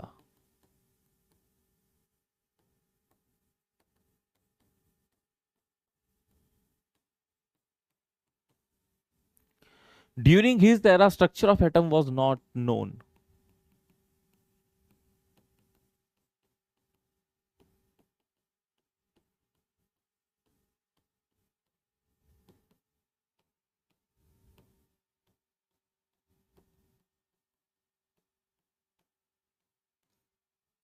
फर्जी पॉइंट्स हैं, लेकिन मैं क्या कह रहा हूं, जेई के 22, 23, 24 जो ईयर के क्वेश्चन है उसमें ये चीजें देखी गई हैं, इसलिए मैं आपको भी लिखवा रहा हूं।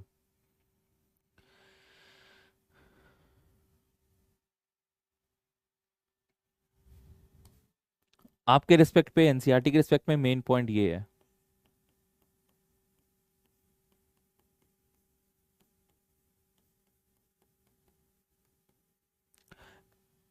According to Mendeleev's periodic table, अभी आपने देखा कि लॉथर मेयर हो चाहे कोई भी साइंटिस्ट हो, सब एटॉमिक वेट पर बात कर रहे थे।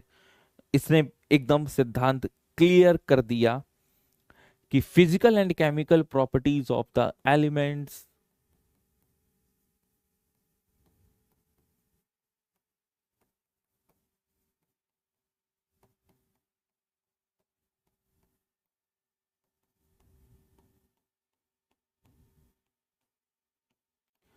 are the periodic function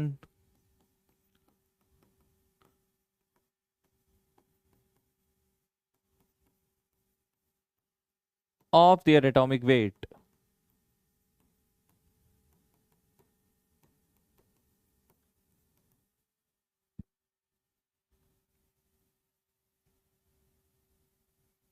excuse me sir, third line में क्या लिखा है समझ नहीं आ रहा। Invented accurate barometer. Thank you.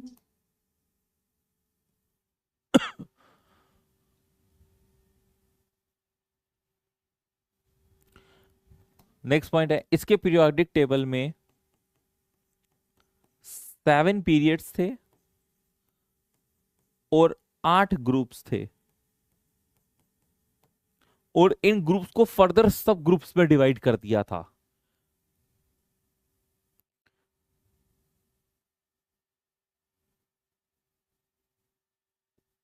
यहीं पे लिख देते हैं।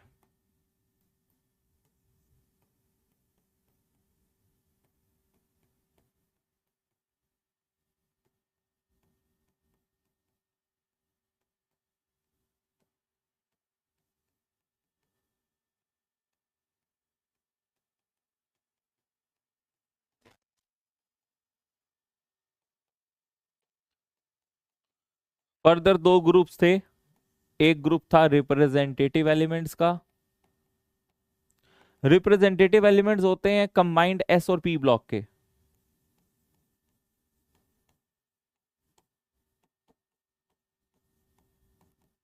और एक था ट्रांजिशन एलिमेंट्स का।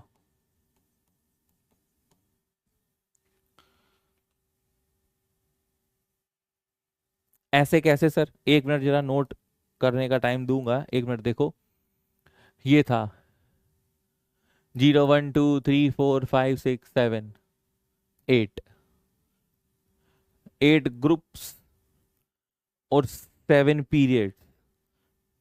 1 2 3 4 5 6 7 और ये पूरा पीरियड टेबल फ्लॉप है, मतलब इसमें ऐसा नहीं है, लेकिन सबसे ज्यादा एलिमेंट्स इसने एकोमोडेट करके दिखलाए। इस बात की जीत है कि कोई प्राणी पहली बार आया, मतलब जिसने सबसे ज्यादा, अभी तक क्या था, 12 एलिमेंट्स, 9 एलिमेंट्स, 16 एलिमेंट्स, यहां तक अरेंजमेंट और ग्रुपिंग पता चल पा रही थी। 63 एलिमेंट्स को अरेंज करना, उनकी प्रॉपर्टीज पे प्रिडिक्शन दे देना, ये एक पहला साइंटिस्ट था जिसने कहा था कि यार पीरियोडिक टेबल को सिस्टमैटिकली पीरियड्स और ग्रुप्स में डिवाइड करना चाहिए। ये पीरियड ग्रुप नाम इससे आया लोगों के अंदर, दिमाग के अंदर, कि अच्छा ऐसी भी कोई कहानी हो सकती है। तो कोई अगर तुमसे ये पूछे कि कोई सिस्टमैटिक मैनर में क्या किसी साइंटिस्ट ने बात करी थी पीरियोडिक टेबल को लेकर, तो उसका नाम है मेंडलीव। किसी एलिमेंट्स की प्रिडिक्शन या प्रॉपर्टीज की प्रिडिक्शन किसी आदमी ने करी थी क्या, तो वो आदमी है मेंडलीव। बस मेंडलीव ने एक गलती करी थी कि वो एटॉमिक वेट को ही अभी तक इंपॉर्टेंस दे रहा था, क्योंकि उसने ये देखा कि लॉथर मेयर कर्व बना रहा है, एनालिटिक्स स्टडी कर रहा है, तो मतलब एटॉमिक वेट ही एक पीरियोडिक फंक्शन प्रॉपर्टी होगी। पीरियोडिक फंक्शन प्रॉपर्टी का मतलब क्या होता है? जब आप किसी की केमिकल प्रॉपर्टीज पढ़ते हैं तो वो किस पे डिपेंड कर रही हैं, फिजिकल प्रॉपर्टीज या केमिकल प्रॉपर्टीज पढ़ रहे हैं तो वो किस पे डिपेंड कर रही है। क्योंकि स्ट्रक्चर ऑफ एटम तब तक नहीं बना था। स्ट्रक्चर ऑफ एटम जब बना तो पता चला हर चीज वैलेंस शेल के इलेक्ट्रॉन्स पे डिपेंड करती है। जैसे इलेक्ट्रॉनिक कन्फिग्रेशन भी हम लोगों ने देखी थी, एक फंडामेंटल प्रॉपर्टी होती है। अब जब बना ही नहीं था, एटॉमिक नंबर की कोई जानकारी नहीं थी, तो ये बेचारा एटॉमिक वेट पर ही कहानी को दौड़ा रहा था। In simple, in short, in gist format, atomic weight इस पीरियोडिक टेबल का मेन सिद्धांत था, जो कि सबसे ज्यादा गड़बड़ थी, गलती थी। दूसरी गड़बड़ ये थी, दूसरी गलती ये थी कि यार कुछ भी कहीं पे भी हो रहा है, मतलब जो दो चीजें आपस में सेम नहीं भी हैं या नहीं आनी चाहिए, उनको उन्होंने साथ में रख दिया है। वो जो इसका आइडिया था ना कि एक ही ग्रुप में 2 फर्दर एलिमेंट्स को प्लेस कर देना। देखो, बेरिलियम, मैग्नीशियम, कैल्शियम, जिंक, अबे कैल्शियम जिंक एक साथ, स्ट्रोंशियम, कैडमियम, फिर बेरियम, इसके बगल में कुछ नहीं है, इसके बगल में कुछ नहीं है, फिर ये मरकरी है। तो ये एक ठीक है सिस्टमैटिक वो होता है ना, ट्राई दिया तुमने, बहुत अच्छी बात है, लेकिन ये ट्रायल एकदम फ्लॉप था। अभी देखो, अब तुम लोग जो पढ़ रहे हो फी कोनी, ये ट्रांजिशन एलिमेंट्स हैं, ये एक साथ इन्होंने एक ग्रुप में रखे हैं, ये नहीं समझ में आया लोगों को। तो काफी सारे लिमिटेशंस भी थे, लेकिन काफी सारे मेरिट्स भी थे। आपको मोटे मोटे ये पॉइंट याद रखने हैं।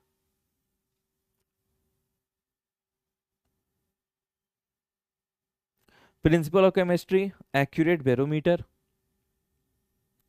63 एलिमेंट्स उसके समय तक नोन थे। स्ट्रक्चर ऑफ एटम उस दौरान नहीं बना गया था। एटॉमिक वेट को ही इसने इंपॉर्टेंस दी थी। 7 पीरियड और 8 ग्रुप्स में बांटा गया था। हर ग्रुप को 2 फर्दर सब ग्रुप्स में डिवाइड किया था। एक group representative elements, B group transition elements. That's it, इतना ही याद रखना है बस।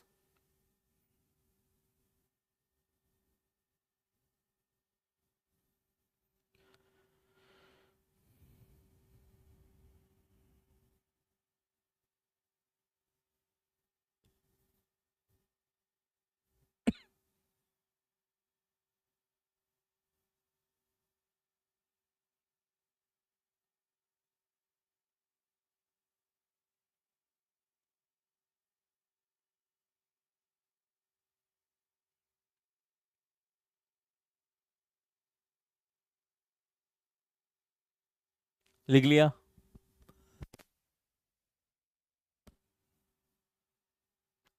लिख लिया? Yes sir. Yes Yes, sir. sir. Yes sir. Yes sir. हो गया सर। मेरिट क्या क्या है?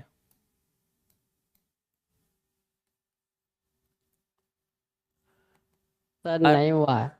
द बैक स्लाइड करिए ना। अभी लिख दिखाते हैं। अरेंज्ड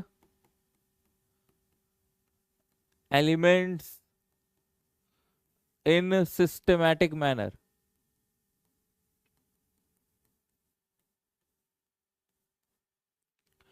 दूसरा, left gaps for undiscovered elements. जैसा कि मैं अभी शुरू से रट लगाए बैठा हूं, बोरॉन, एल्यूमिनियम, और इसके नीचे खाली जगह, और इसका इन्होंने नाम दे दिया था ई का एल्यूमिनियम।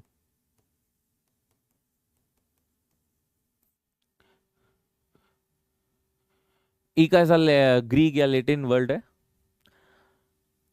ई का एल्यूमिनियम बोले तो इसके बाद जो एलिमेंट आएगा वो एल्यूमिनियम के नीचे ही रखा जाएगा, और बाद में जब गैलियम डिस्कवर्ड हुआ तो यहीं पे रखा गया। अच्छा, कौन कौन से ऐसे एलिमेंट्स हैं और क्या क्या उनके नाम हैं जो मेंडलीव ने बोले और बाद में वो सच हुए? उनके नाम हैं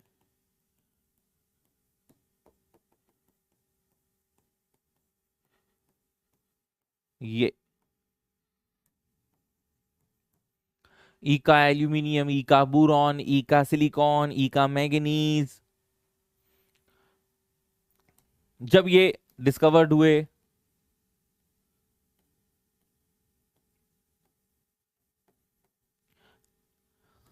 ई का एल्यूमिनियम मतलब गैलियम, ई का बोरॉन स्कैंडियम, ई का सिलिकॉन जर्मेनियम, ई का मैग्नीज टेक्टिनीशियम।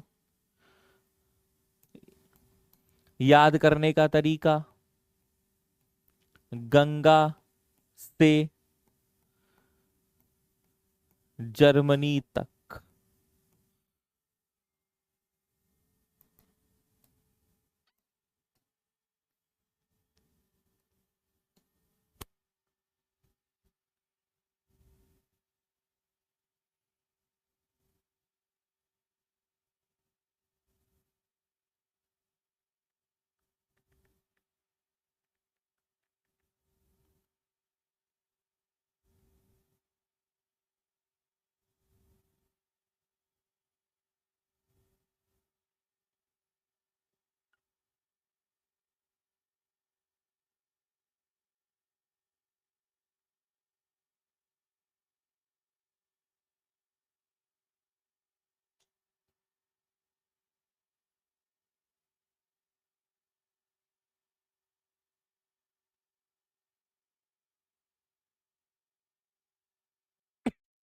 इन नोट्स को अच्छे से जाकर पढ़ लेना घर में, ठीक है। आज का होमवर्क ये लिखा है, इसको देख लेना। Module number 1 chapter atomic structure, वहीं से शुरुआत हो रही है आपके मॉड्यूल के हिसाब से। नोट्स आपके पास होंगे, तो आपको क्या करना है, नोट्स से discovery, Planck's quantum theory, photo electric effect, ये 3 टॉपिक्स हैं जिनका जो थियोरेटिकल पोर्शन है प्लस जो न्यूमेरिकल क्लास में हम नहीं करवाते थे, न्यूमेरिकल जो क्लास में लिखते ही लिखते थे तुम लोग 100%, उसे आप रिवाइज करो, देखो। रिवीजन करने का तरीका देखकर भी हो सकता है, और जिसको देखकर नहीं हो पाता है तो वो रफ में ऐसे लिख भी सकता है। उसके बाद क्वेश्चन प्रबल एक्सरसाइज, प्रारंभ तो हो ही चुकी है ना, तो प्रबल और प्रशिक्षित एडवांस वाली, ये क्वेश्चन नंबर लिखे हैं। ये क्वेश्चन नंबर केवल इन 3 टॉपिक्स से ही रिलेटेड होंगे, ठीक है। तो ये होमवर्क ढूंढने में भी हमने टाइम लगाया है, आपको इसको सीरियसली करना, एक दिन में नहीं करना है। ये आज और कल का होमवर्क है, 2 दिन का मिलाकर है, डिवाइड कर लो अपने हिसाब से, ठीक है ना। तो फिजिकल केमिस्ट्री का होमवर्क मैं 3 बार दूंगा, 6 दिन में डिवाइड हो जाएगा अपने आप। तो this is the homework for Tuesday, आज ट्यूसडे है हाँ, एंड वेडनेसडे। अब हम आपको थर्सडे को होमवर्क देंगे, तब तक इतना कर लेना, हो जाएगा। सर 2 एक दिन, मिनट के लिए 2 बैक दिन साइड करिए ना।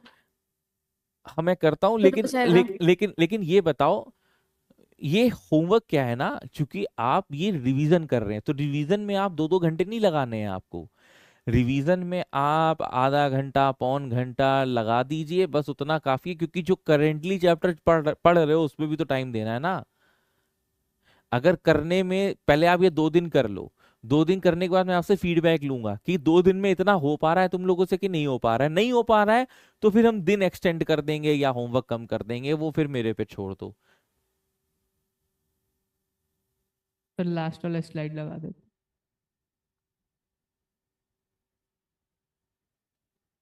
सर वो जो लाइन, सर हाँ हाँ बोलो बोलो बोलो। हाँ सर तो वो इससे वो पीछे जो वाला है, इससे पीछे वाला सर। नो सर रुकिए। अरे दोनों स्लाइड्स को खोल देंगे, कोई परेशान ना हो यार। पहले हाँ ये सर। लिख लो, जिसका ये नहीं लिखा है वो लिख लो, फिर वो भी लिखवा देंगे। सर वो जो लाइन है ना, according to him physical and chemical properties of the elements are periodic function of their atomic weight, ये लाइन मतलब उसके कहने का ये मतलब है कि एलिमेंट्स की जो फिजिकल और केमिकल प्रॉपर्टीज हैं वो एटॉमिक वेट पे डिपेंड करेंगी।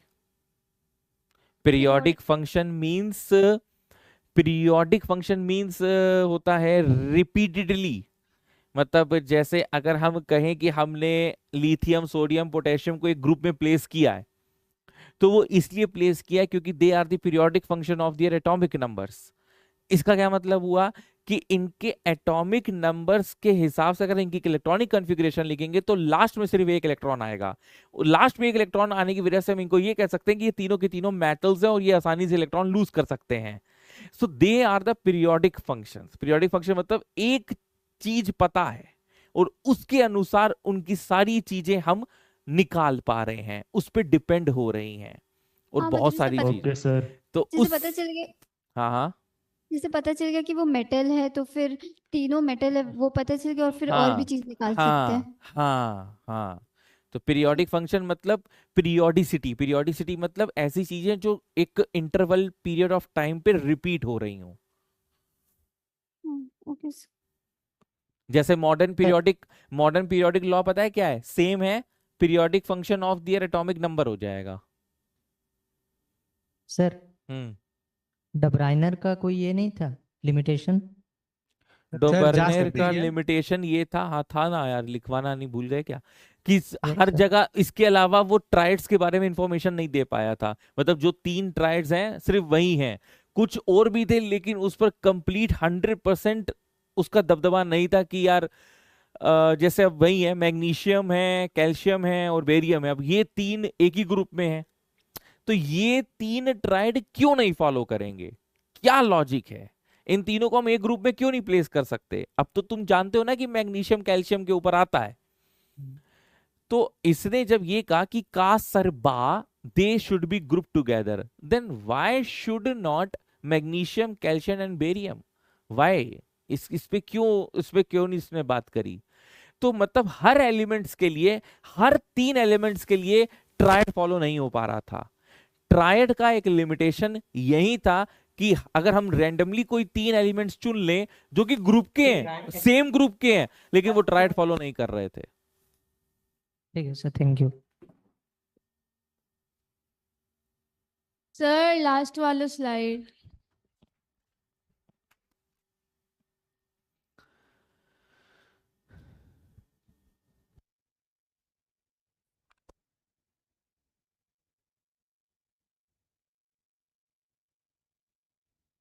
हो गया सर।